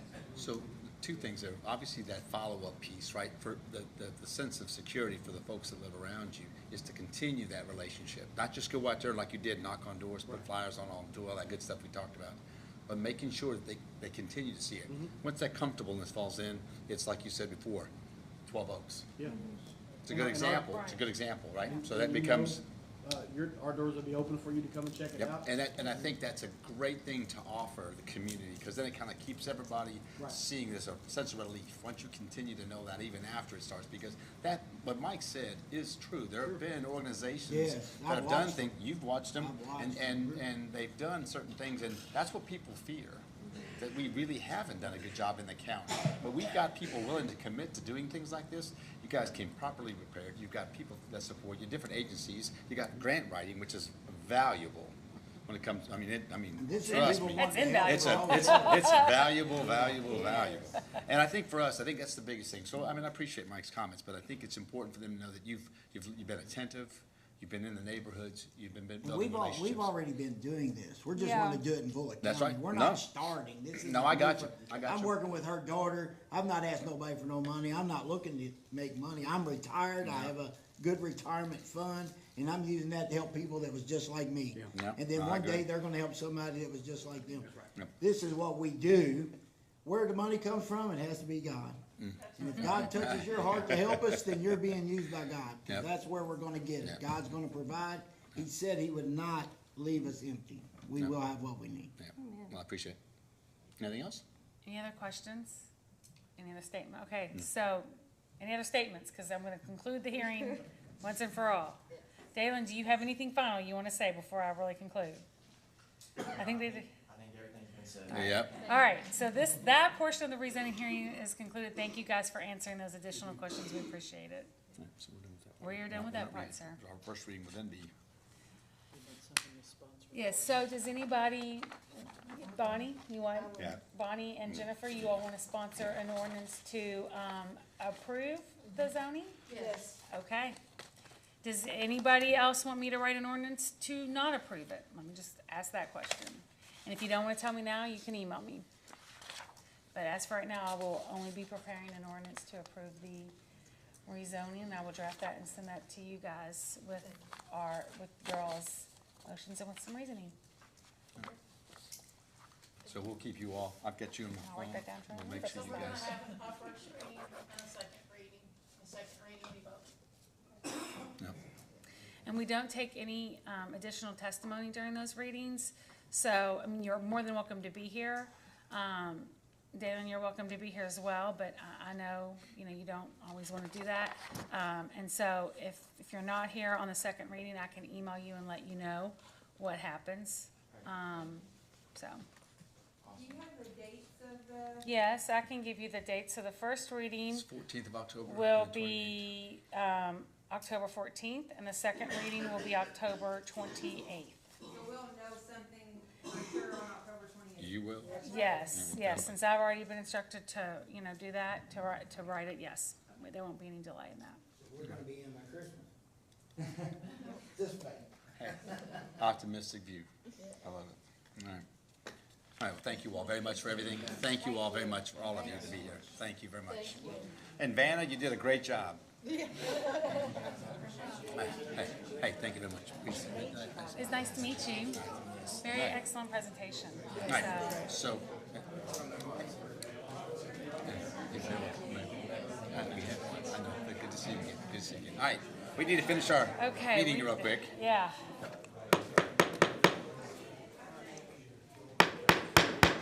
We still got a meeting to finish. You guys can leave, we just You gotta guys finish can our leave. meeting. We just gotta finish our meeting.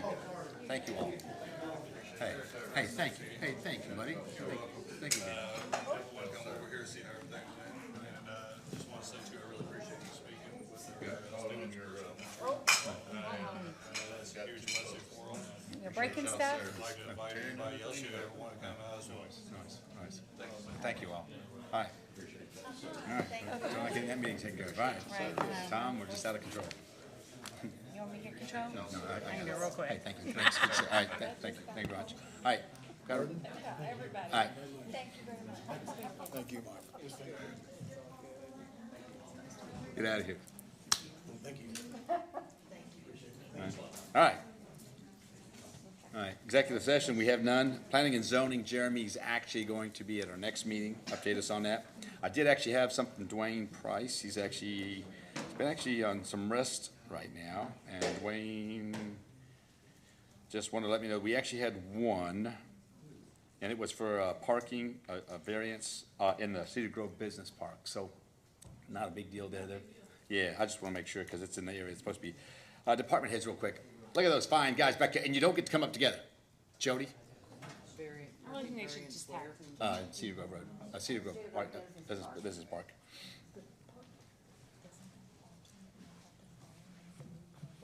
Welcome to the law Hey, meeting. how are you, ma'am? Thank you for your comments. Hit it. Sit down now, All right? right. Yes, sir. What you got for us, Jody? Just a busy weekend in the park. October's Fire Prevention Month. So we're gearing up for all of that. And, of course, getting the schools together, homecoming parades. That's really all I have unless you have any questions for me. Just, no, thank you very much. I appreciate Thank it. you. All right, Chief, see if you can beat that. First off, I'd like to say. By the way, from a distance, y'all's uniforms and a look lot the of same. good- Huh? From a distance, y'all's uniforms look the same. They do. So you can't tell who's policing who's Well, fired. that's Just what- saying that. Well, Let me just start a fire here. Or, No, well, when we Whoa. left, it was gonna be Throw your cat in the kind of a dressed down meeting because it was a short meeting, and Brent, apparently mine and your definition of a short meeting is slightly different. So I had plenty of time to walk over and put my uniform on so we matched. So there you go. There you go. We're going for it, but it was all good Yes, information. it It was. was really good stories of how they've been able to change their lives, so that's what we're looking for. So, we might make fun of the length of the meeting, but still, Yeah, it was very good. it'll be a good good story. resource, hopefully, for you all. Yeah. It is, and that's kind of what we've talked, Chief and I've talked a lot about that, because when you see folks, you're just, where do you go? Who do you call? Like, hey, I've got somebody here, what do you do? And I think that's the hardest part for us, because, obviously, most people are concerned when they see people sitting on the Well, street. not all of them can be arrested. That's, Because they're not actually doing that's anything correct. criminal. Chief and I go through. I'm getting through. I'm getting through. Just stop it. So- I didn't ask you. But as far as the chief said also, we've got the homecoming parade coming up. We've got a few things this weekend we're working on. One of the things we've come up with is, I told y'all last meeting we might have something this one. We've partnered up with the Bullitt County, the libraries, and also Southern Police Institute. I think it's gonna be the first time we've ever brought training out from them, and they're like a nationally known at the University of Louisville. That they bring officers, command staff from all over the world to also. We'll be holding 4 weeks of training at the library, beginning of next year, and we sign sign the agreements and all that. So that'll be a first, which is good, just showing that we're trying to get out there and do some stuff different and bring more to the city. So that's what we're doing. But other than that, I'll entertain any questions if y'all have. Y'all keep up the good work. Yep. Yes, sir. You see who stuck around to listen to you. My wife hung that. Well, yeah, Mrs. Mayor, she And two of them are required to be And here. over there, Tom's there, he's right away. Well, Karen and Lynn. I'm And not, Dave, you know, Dave I'm is- not full, these Yeah, are Dave. people that have to be here. Yeah, Dave. Well, I know, but they don't have, He's well, required to be here. He's exactly, he's required, because, ride home. Chief, thank you very much. I No. stayed. I'm required to be Yeah, here. she- I know, there you well, go. She's He right. had called us, we were running out the door. Thank you, Chief. Chief, can you stick around after the meeting? I need to talk to you about. Oh, good Lord, it's already been It'll 4 only hours. take 2 minutes. All right. What? That's- If you, hold on, are you and Brenda's time frames the same as yours, just stick around before late? All right. Let's talk about something quick. All right. Real quick. So just Like an a hour. real good meeting this morning with KIPTA, just so the council knows, just make this quick, is Scott and Arthur and we went and met with the county. The money, we're still just waiting for the final approval for the wastewater treatment expansion and the Blue Lick project. That Blue Lick project, we get that grant, right now, we're on the approval, waiting for the last letter, so that will take away about Jerry was telling me. 25% of our water problem. Yes, thank you. And that's a big thing. So obviously, all of that with the stormwater drain. So a lot of that's gonna be in place.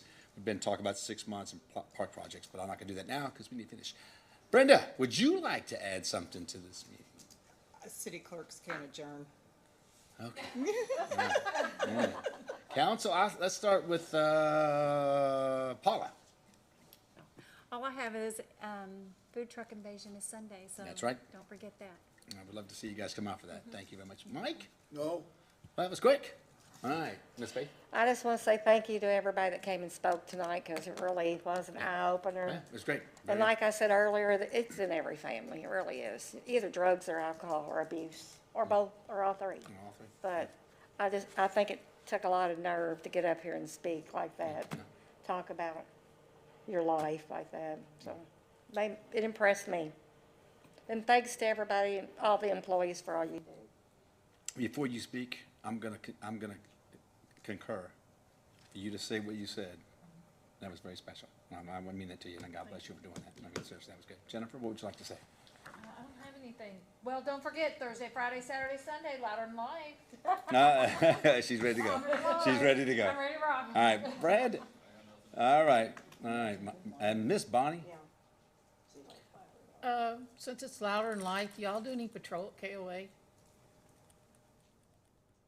Oh, that's right, because people camp there. There's gonna be a lot of people There'll be camping. Oh, yeah, there. I A lot. forgot about that. Yeah. Down by the hotels. river. Yes. So if you happen to cruise through. Yes. You'll have a You- lot of you try to hotel catch up with- people and party people. Other than that, I don't have Oh, anything. you're back. It's cheaper. Right. Yeah, Partying at the KO. I've just never been around. KOA. Bonnie, you holding parties out there? No. All right, I got Faith with a motion and? Wow. Did you, Tom, that's gotta be in the paper. You talk about a quick way to defriend somebody. Hey, you snooze, you lose, Mike. All right, Miss Brenda? Wow. Mike will call you first on the vote. No, I want to continue this meeting. He is not even. Oh, my. Paula? Yes. Bonnie? Yes. Jennifer? Yes. Faith? Yes. And Brett? Yes. That is such bad luck. Oh my God. Oh, my God. That might be me, he yelled at me. Paula's ready to go. Okay. So I had some people call me or message, I can send a message.